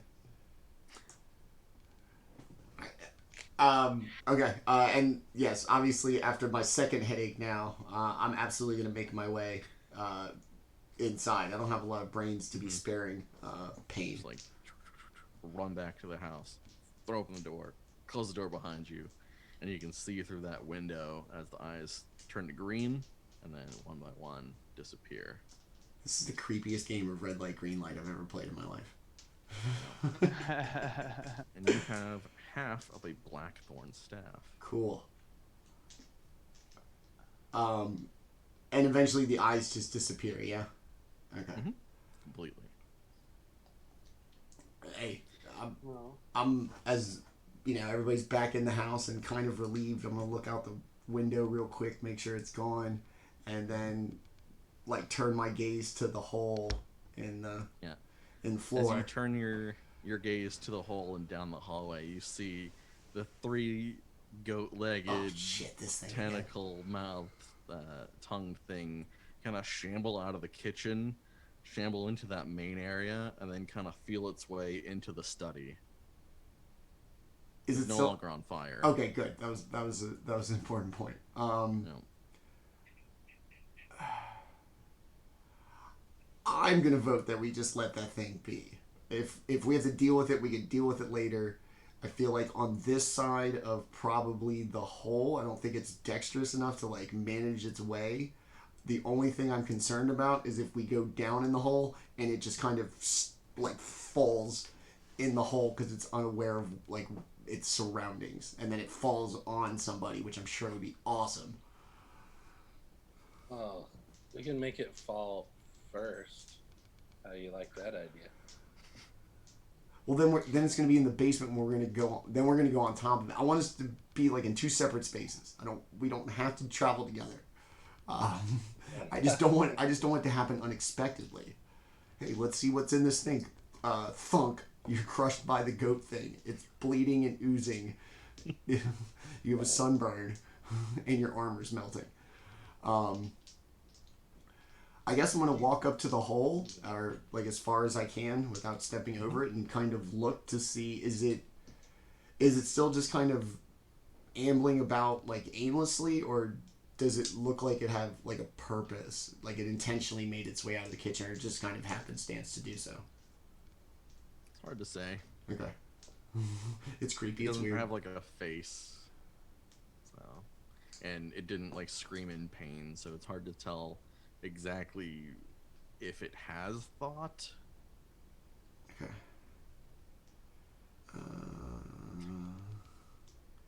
And you said it was moving towards the study? Yep, it kind of emerged from the kitchen, stood in that main area a little bit, kind of near the ladder, and then kind of slinked its way into the study and out of view. Just let it be, man. It's fine over there. It is. Yeah, it's fine. We don't need it. All right, so the hole is abnormally So- dark in this thing. Incredibly dark, even to you. I want to look at our cat friend, and I want to go, don't you have a light? Oh yeah. I'll pull back my sleeve and stick my hand over the hole. Kind of wave it around. Holding the light over the hole, you can't see anything down there. Ooh. Put my hand in the hole. Yeah, as you reach down, it kind of gets to a threshold where your hand and the light disappear. And once the light part is like past that threshold, you're not getting any light coming out. You cannot see the light or your hand. I'll pull my hand back and kind of like, ah. Yep. Okay. Well, if this doesn't work, Magical. Yes. Yeah. make sure to take care of my apartment and be good to each other, I guess. And I stick my head in the hole and take a look. Yeah, you stick your head down and you can't see anything. There's all right. I pop back up and I walk over to Afren and I'm like, okay, smart guy, your turn. Absolutely no, you're not talking to me. Yeah. Well, that's a tongue-in-cheek remark. Shtig, give me one of your ball bearings. How are they like tiny, or they got like a little like? They got a little something to them. They're about the size of like a good-sized marble. Okay, cool. That's exactly the answer I was looking for. I'm gonna take one of the ball bearings and I'm gonna throw it in the hole and see like how long it takes if we hear anything at all. First of all, how long it takes, and just anything I can get from. I guess because it's going to go through like that threshold you talk about, right? So at some point it's just going to. Okay. Yep. Let's do that. You throw the ball bearing down. You see it disappear beyond the event horizon, and then like a second or whatever later, you hear it hit the floor down there. You hear, fuck. No.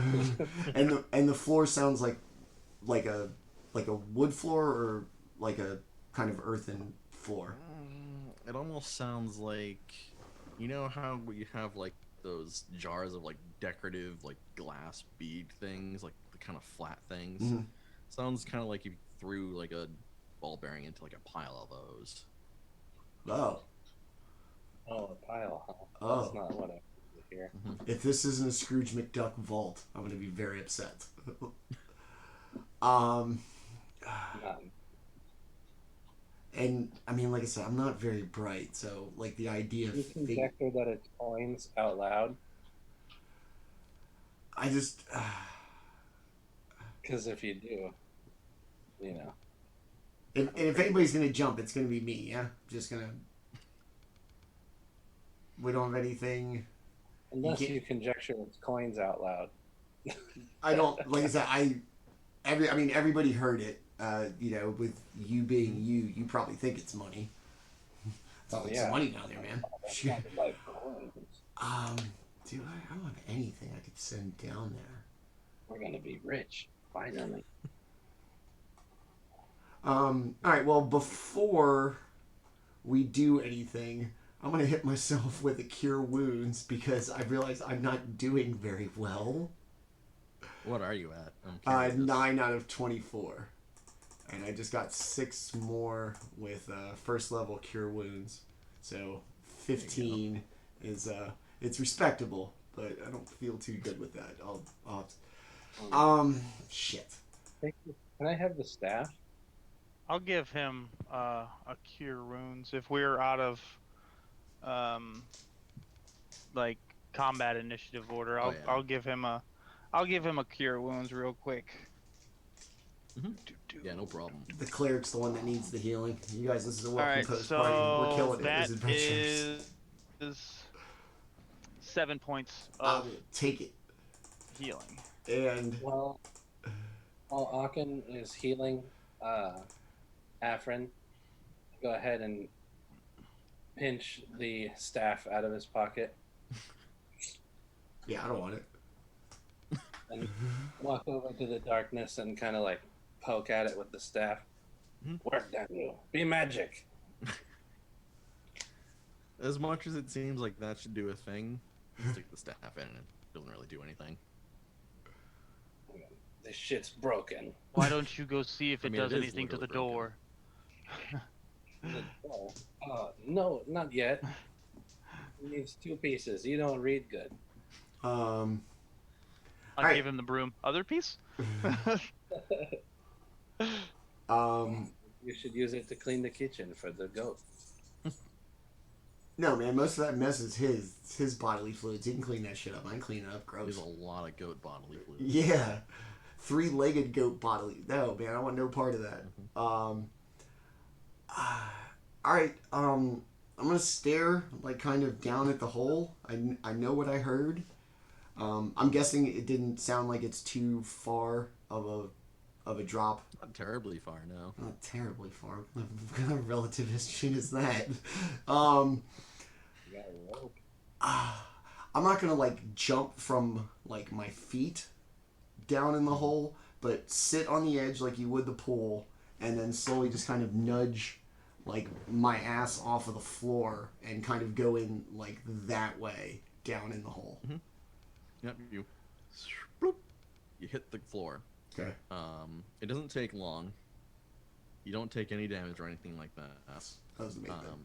You, Aaken and Shtig, you see him just disappear. Like the head goes down, bloop, and he's gone. When you touch ground in here, it's just slightly wet. Like underneath your boots, you can tell that there's some slight moisture down here as well.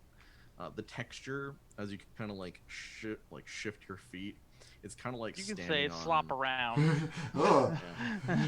It's kind of like standing on like a ton of like shattered seashells. Like if you've ever been to a beach where it's like just nothing but shattered seashells. It's that like wet crunchy sound. Yeah. Yep. I was like, Cambodia's like that. All right. Well, when I hit the, can I see anything? Since you're down here, you can't see anything. Something in here is slinking, like hither and yon. You can hear loud, like sopping, wet noises, like a pair of sandals in shallow water. It smells like bleach down here, which just gets right in your nose and makes you really remember all the great times you had breathing not this. You know what I take for granted? Other stuff. All right, I can't see anything. The first thing I'm going to say when I hit the ground is that I'm okay, so that they don't All right. worry. You say, I'm okay. They hear you say, I'm okay. And as soon as you speak, you hear something very close to your ear screech. It's that same kind of howl screech that happens every time you go to sleep. The same thing that happened to Shtig earlier when they were trying to sleep. and it screams. It's so loud and so violent in your ear. I need you to make a Constitution saving throw. You better survive. Unless you think I can have your coins, then go ahead and die. If you want. Jesus Christ. But that's only if you want to. It's going to be a 4. All right, you were going to take 800 3 thunder damage. Ooh, okay, that's not bad.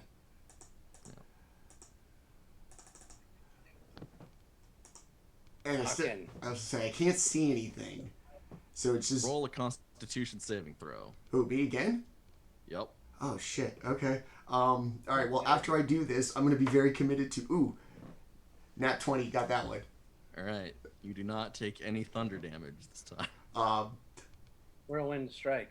After the second, like, creeping whatever, I'm gonna, like, reach my hands up as high as I can, hopefully piercing the, like, event horizon, and start to scream, pull me out, pull me out, pull me out. How tall is Afren? About 6 feet.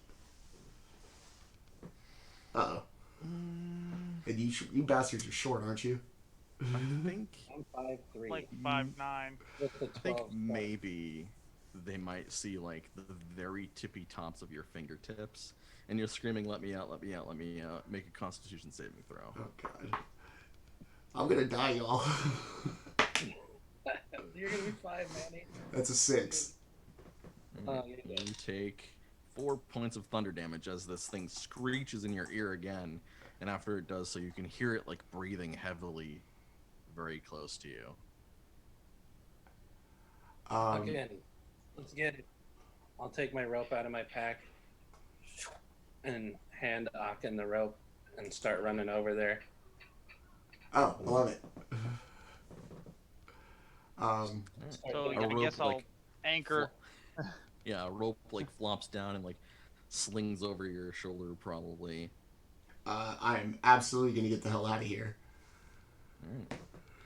You grab on, and with the effort of your 2 friends, it's not worth having you roll for this. You kind of get pulled back up. Oh, I did my share of pulling. Don't worry. I gained some ground on my own. Yeah. Not waiting on these two. Okay. Have to jump on the way up too. Do not go down there. I don't know what it is. It sounds like whatever's been like traveling with us, and it is completely dark down there. Do you still have that blood potion? Maybe you should drink that. He looks fucked up. I'm Probably okay. bleeding from the ears. Yeah, he's bleeding from the ears and his eyes are all like off. So I will cast Cure Wounds at actually using one of my pack slots for that. And that is... He will get 10 points of healing for that. Woohoo! Nice. Nice indeed. Came what you took. Nice. I know, but like I said, I'm the cleric. I shouldn't be getting the heals. From the Warlock. Yeah. Warlock shouldn't be having to save you. You wanted to be the slugger cleric. That's what you get. I mean, it is, and you know, I'm not very smart apparently, or make good decisions. So this is kind of the byproduct of this. All right, so I'm back in the hallway. Like I said, do not go down there. We can't see anything, and whatever it is dangerous. Hey, what if we make the goat fight whatever's down there? What, you want to like hurt him into? You want to just like push him in the hole? Yeah, let's herd them down there and make them fight. If we have to go down there, then we have to fight 2 of them. If this doesn't turn into Fight Club. Well, I mean, you can't. I'd rather not fight 2 of those things. We barely survived 1. You think that they're gonna be friendly with each other? No. Nothing is friendly with us. Yeah. So, no.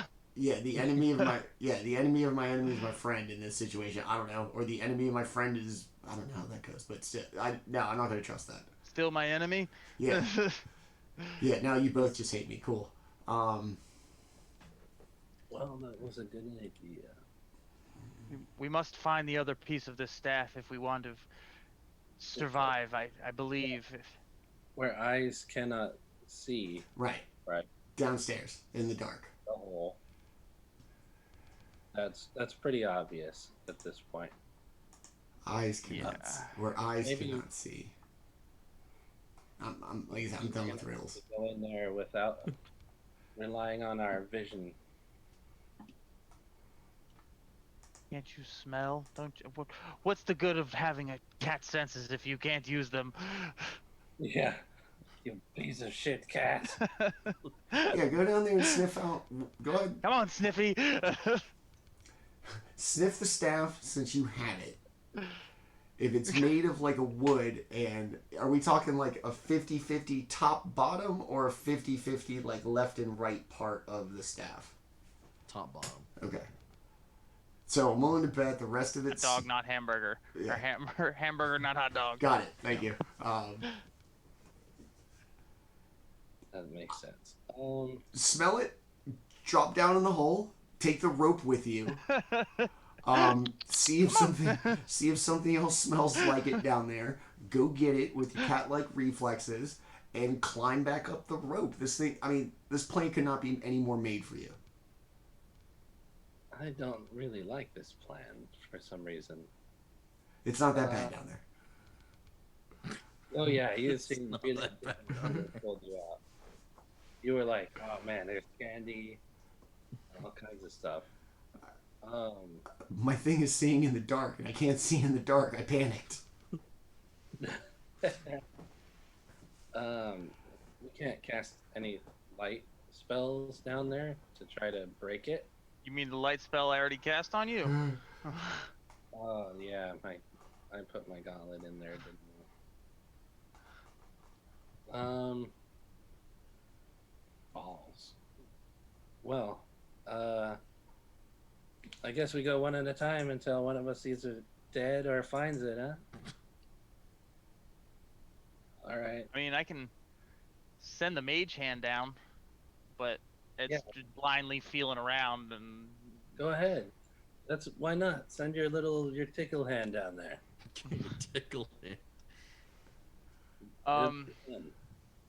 I guess I'll send it down there, but if I don't know what I'm doing, I'm literally just, hey, go down there and see if you feel anything. A little bit to the left. A little bit to the left. I don't know. Just keep... All right, grid pattern. All right, A1, A2, A3.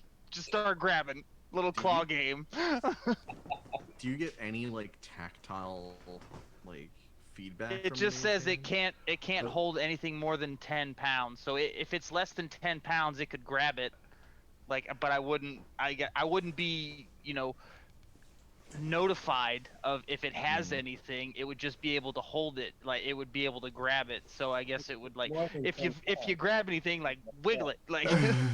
But I don't know if a hand understands like that. So would I send it down in the hole with the knowledge of if you find anything, like tap it, but. Mm-hmm. Yeah, it's not a sentient being. Yeah, it's not thing. All right, well, so you send it down. Yeah, I'll send it down there and like do the claw game. Yeah, you kind of start doing the claw game. All right, roll me a d20. All right. 18. Okay. You send it down. You have it start doing the claw game. You can't like tell if it's like doing anything, if it's touching anything. You hear it like slap against that kind of seashell texture on the bottom a whole bunch of times until you piloting it know that it's doing a motion. You can't see it, but you can hear it kind of doing it in the right rhythm until you hear it kind of like bang up against a table and you hear a couple of things like clatter on top of it. All right, so I'll have it kind of feel around that area, and if there's anything of like weight, I'll have it bring it up. Okay, give me another just straight d20 roll. Okay. Not at disadvantage or anything like that, just straight d20. 17 this time. All right. You have it feel around, and you have it pick something up, and by pure luck, the hand emerges from the blackness down there, holding the second half of a blackthorn staff. Really fast. So I'll have it kind of like come up and, hey, look, guys, I won a prize. I will snatch it out of the hand. Ah, I have it now. I got it. So you're holding. Are you So- holding both of the ends? I'm gonna take a step back when he goes and grabs the other end. Yeah. Not paying attention that they're touching each other. I'm like, look, I got both sticks. Yeah, you're holding both sticks, and Aaken and Afren, you see like the wood grains kind of like reaching out to each other and just immediately like reattach. And as soon as they do, that pomegranate, that dried pomegranate at the top of it, begins to glow just a very faint, like violet, very faint purple. And in like a 10-foot radius from Shtig, you can see kind of highlighted like a black light, like how a black light shows you stuff that wasn't there before, it was at least visible. You see writing all along the walls. It says, "Let me out. I'm trapped. If you a hex upon those who deny me." A couple of words over here say stuff like, "I'll have my revenge," and then the rest of it's just kind of scribbles and angry like paint marks And all of this is on the walls? all over the walls. And as you see that, you can also see it kind of like wiggling and writhing and kind of working its way in and out of the floorboards along the seams of the thresholds. It's kind of like it's doing the exact patterns that you've been seeing in here from your peripheral vision, but now it's words that are kind of wriggling and moving along these surfaces. Oh, it's not like bugs and stuff. It's like the writing moving around. Mhm. That's fucking creepy. Oh. Afren Wow. hates writing. I was. Afren hates books. I like the pictures. There's no pictures, because if there's no pictures, I'm not scared. Like, words on a wall don't scare me. I got a kid. She writes shit on the walls all the time. Doesn't mean I'm scared. Don't ask for stuff like that. Don't you ask for things like that. Yeah, Uh-oh. let's keep the images out of this, please. All right, and so this is what, like in the entryway, like where It's if we're kind of any 10-foot radius around Shtig. and it's literally on all of the walls. Like if he was to, Everywhere. Okay. On the floor, walls, If you ceiling. move the staff around, it that's would- what yeah. I'm saying. Yep. Okay. Yep. Wow. So now here's the problem. I come walking over all casually with the staff. Here's the situation. So here's the problem, right? Now we've got the staff. There's a thing in the room, but there's the goat in the room that leads to the thing in the room. So Was the loft in the study? The loft was kind of like in a in-between spot. Yeah. Just picture like a T intersection, basically. Yeah, The that's what I loft's thought. in the I middle. thought it was like in like a foyer. Yeah, almost. I mean we have to step over the hole in theory into like the foyer, and they're in the study like adjoining. So like where we are right now on this side of the hole, we're relatively okay. The second we have to go over the hole to go up into the loft, like it could just amble around the corner and just be a menacing goat mouth thing. Now, have this. Shtig, you go first. You How about I like that plan. you got the staff, man. Like if it gets near you, give it a little bit of the business, and if that Give us the doesn't work, business and if that end. doesn't work, nimble cat hop your ass over this hole, and we can reformulate a plan. I don't know. it does seem like default is, hey, Shtig, go first. But okay, I'll like kind of look around the wall there and see if I can't get a visual on the goat monster. Mhm. Yeah, as you get over this hole and get down the hallway, do you want to do this like stealthily or just kind of hop on down? stealthfully. All right, give me a stealth roll. 20. What a stealth roll. So you very carefully, with perfect feline accuracy, you do not let any of these floorboards creak or anything like that.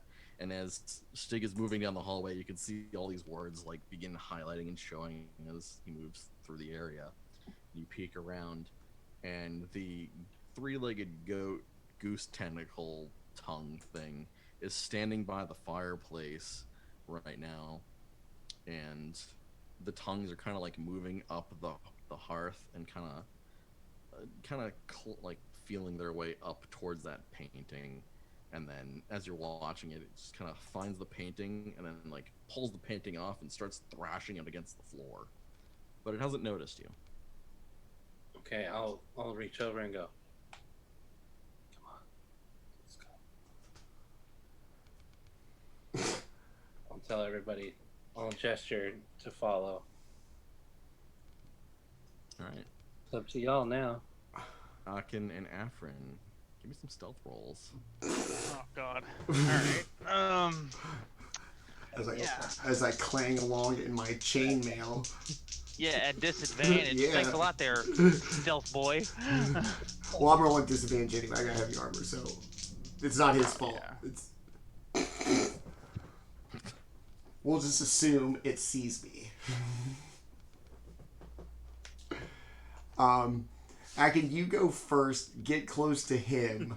Just there's no reason. I'm not hiding. I'm just so you know, I rolled a 3, so I'm just like la la la la la la. Alright, so who rolled worse? I rolled a 2. Oh, wow. Very good rolls. So, these two start coming down the hallway. They get about halfway before the floors start creaking, and I dropped my one sword. wooden plank, like, snaps, like, very loudly. And the creature in the study had that painting and was, like, bashing it against the floor, ripping the canvas apart. And then, like, it twists, and the tongues kind of, like, do, like, a twist motion. And then the 3 hooved legs begin kind of shambling towards the threshold from the of the study into that main hallway, towards you. Well, this thing, if it had eyeballs, would be impressed at the speed in which I am leaving this scene. Hope you guys are okay. Bye. Yeah. The words probably don't even have enough time to form as I bust back down the hallway towards where these guys came from. And, yeah. I go, you fucked up. Alright, so if right by them. Yeah. if we go on the assumption that I made noise to like draw it, does it notice us or is it moving towards us? It was moving Moving back towards behind that, like, the main area. Okay. Go to the hole. I went back. Go to the ladder. Yeah, I'm going upstairs. Go to the ladder. Yeah. That's why I was like, you're going up the hallway. I was like, no, man, you're gonna go that way. I'm gonna push by you because I've already made the noise. So there's no point in being stealthy now and haul ass. Lure it to fall in the hole. No, man, we go up the ladder. If this thing can climb a ladder, we'll fight it. I'll fight it. I'm gonna pretend that this thing cannot climb a ladder, and I'm gonna get up there and get away from this thing because I want to fight it again. Wanted to get it in the hole, but if we want to go up the ladder, I'll head to the ladder. Yeah, let's go upstairs. Let's just. Okay. It's gonna see us. It's gonna make its move, and if we can outrun it, I'd rather try to outrun it up the ladder. All right. So Shtig, straight up the ladder. Yeah, I'm imagining it's like, yeah, there's like a cloud of dust behind you. And then as Aaken and Afren get to that main T intersection, that middle part, the goose tentacle tongues begin like pulling the creature into the same space as you. You're about 5 feet away from it, and the tongues kind of linger above it, swaying gently for a moment, and it's not doing anything. Cool. Without turning my back to it, I guess I'm gonna kind of, blindly feel about till I find the ladder or whatever, and keep my eye on it as best I can before, if I have to turn like my back to it to go up the ladder. Before I tell you what happens next, what is Aaken doing? Oh, no. Not I don't what know. he's doing. Yeah, I guess I'm moving into that room. I don't know if I'm moving like towards the ladder or I'm just kind of like I guess I'm frozen in the hallway, just kind of like in Good luck, dog. yeah, just in indeterminates. I don't yeah, just You're just gonna wait? yeah. Alright. Good luck. Afren, give me a stealth roll. Oh, Lord. You guys have seen me stealth, man. You should know how to do it by now. Yeah, come on. I got an 8. See, you're getting. I'm getting increasing better. So, the floorboards creak just enough, Yeah. and the goat creature shifts its weight and crouches a little bit and begins running those barbed tongues along the floor a little bit closer to you, a little bit closer to you, a little bit closer to you, and they get about to your feet. Are you doing anything? Ooh. I'm gonna take the hand axe off my hip. And is there any like the lantern? Is it still on the table? No, someone smashed that or something, I think. Oh no, well, yeah, someone blew it out, but it's still there. I'd like to attempt to try and hit the lantern, like make a bunch, like hit the lantern with the hand axe and try to make a bunch of noise, like throw it across the room. All right, roll me an attack. All right. Yeah. Good thinking. Yeah, that's a 2. I just huck it. Shah! Okay. Roll me a d4 and tell me if it's odd or even. It is even.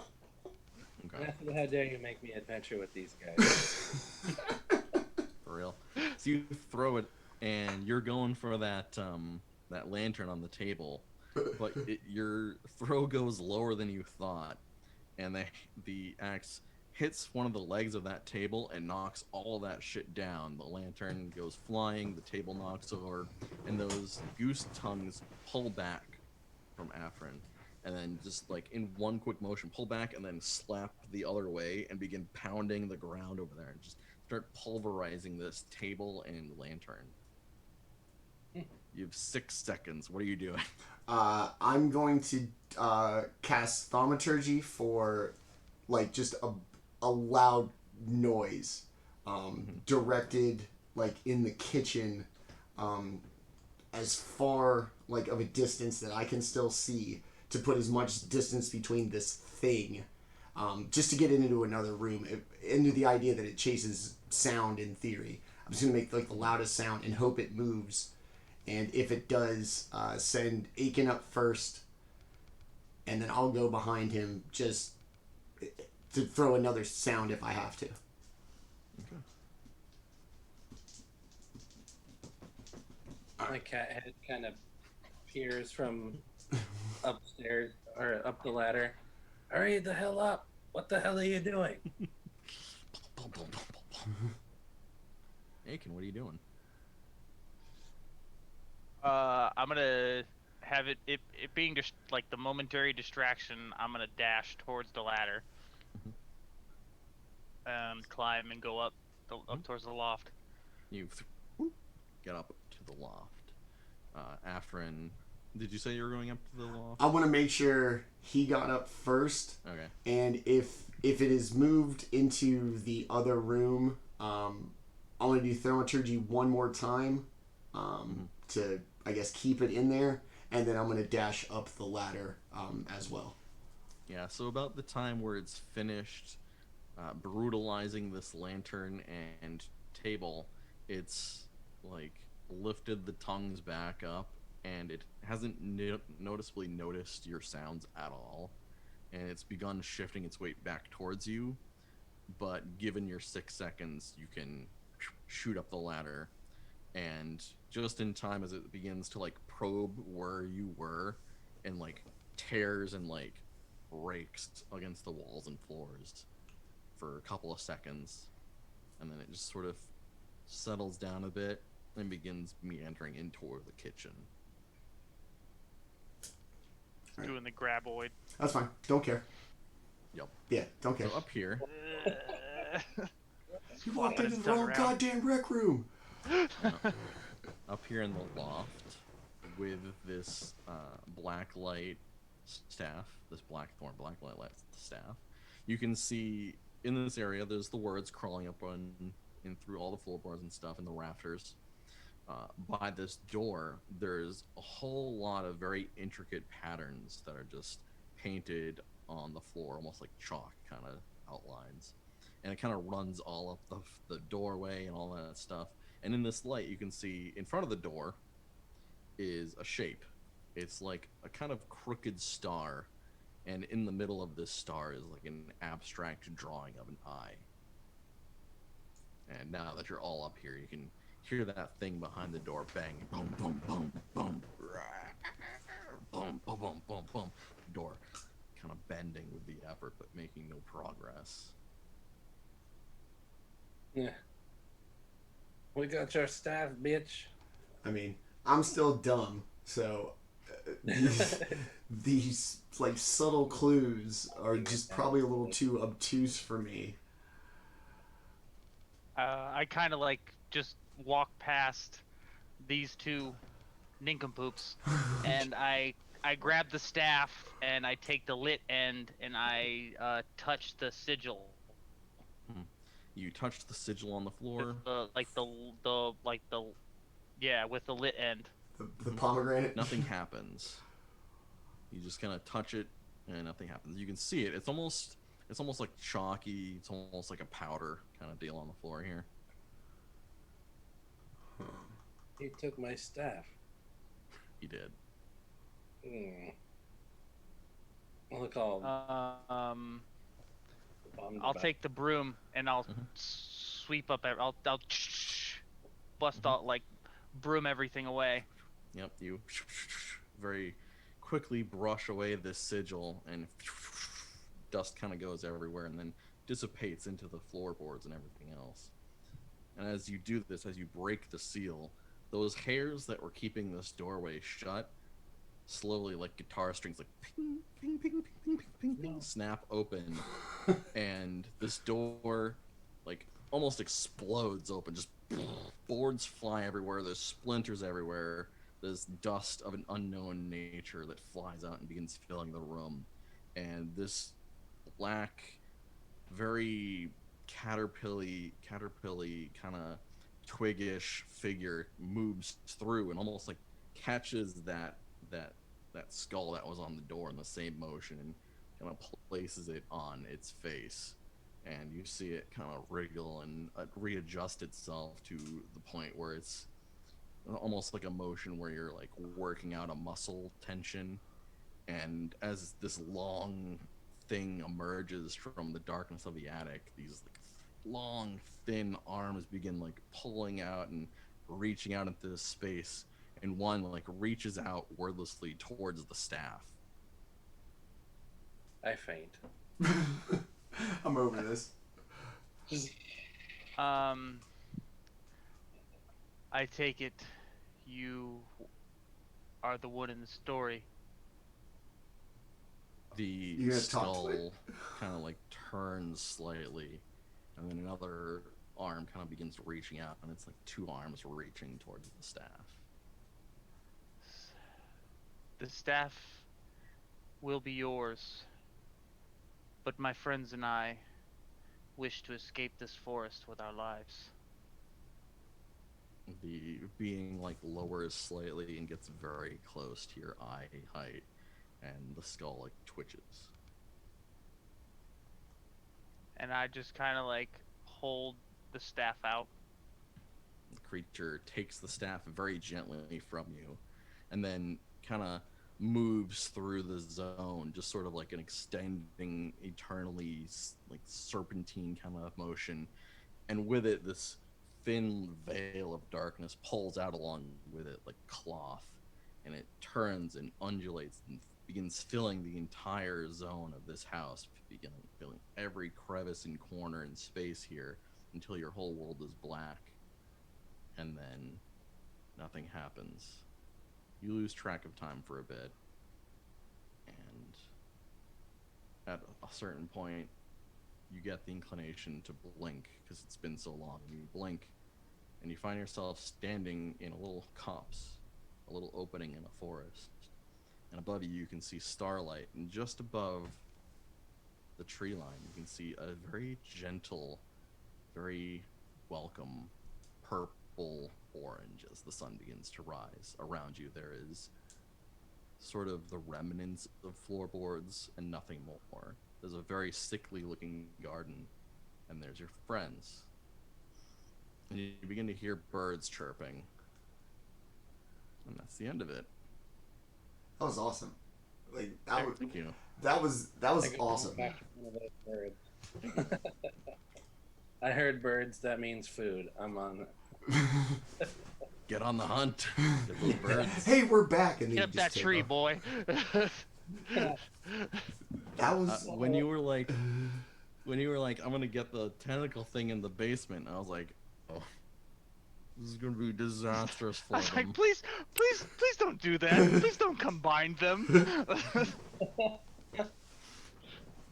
thank you for having me. This Dude, was fun. That was a lot of fun, man. that was awesome. Like I fainted at the end. just the imagery of everything where you're just like, all right, man, look, I'm just gonna keep describing things that are just creepier and gross as this thing goes on, and yeah, it's great. I just did this to my guys last night, and I feel like I had a lot of the same expressions that I saw them make as they were fighting. What was it? Oh, grells. They fought 2 grells last night. Same kind of thing. The like kind of fibrous, prickly things on the end of the tentacles, like all that. I'm like, all right, this is what you guys went through last night, so I deserve this. But yeah, man, that was very cool. I'm really glad that you liked that. Yeah. That was a lot of fun. Yeah, you guys. So yeah, good times. So like I said, another great time.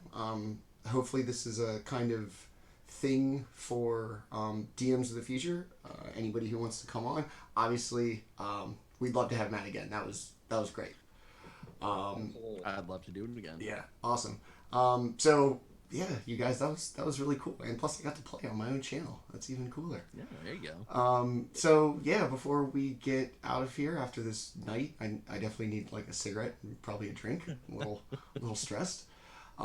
Let's go around and we will meet both our shocked participants and our kind of master of horror this evening. I'll close it out and then we'll get out of here. So let's start with our like very problem-solving warlock tonight, who seemed to be really on top of his shit.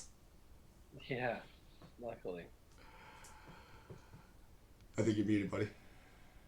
There you go.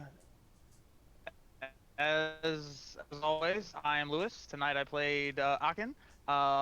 Normally a monk. Love problem solving, as you saw this evening. Gave me a chance to stretch my my mind muscle, which was a lot of fun. Catch me normally on Tuesdays with Manny as my DM and Tenta as my co-barbarian for our Rime of the Frost Maiden game. Other than that, I had an amazing time. Matt, that was a lot of fun. Don't normally do horror stuff. I'm not a horror guy. So Yeah, me neither. That was a lot of fun. Yeah. All right. Tenta, the kind of an odd take for you tonight. Still you, but just a different cat version, not a white lizard or a big elephant. You're running out of beast folk. Almost. I still got lionels and turtles and all kinds of stuff. Lionels are dope. Yeah, that's next on the list, probably. My name is Tenta, and I played Shtig tonight, and and horror is my thing. Like I love dark, and I love evil, and I love being a part of it. So that was great for me, even though I fainted. But I mean, what can you imagine a Catman would do but faint? So thank you, Matt. That was great, and I love playing with you guys. And come see me on Tuesdays, or check me out on Twitter at RipTentaSqueeze. We can talk about death metal. We can talk about wrestling, MMA, any of those fun things. And I can't wait for more D&D. Awesome. And we will close up, not really last, but second to last. Just one more time. I just want to give it up for Matt, who kind of came in here. We probably hatched this about like a month ago or something. Yeah, Started something getting like rolling. that.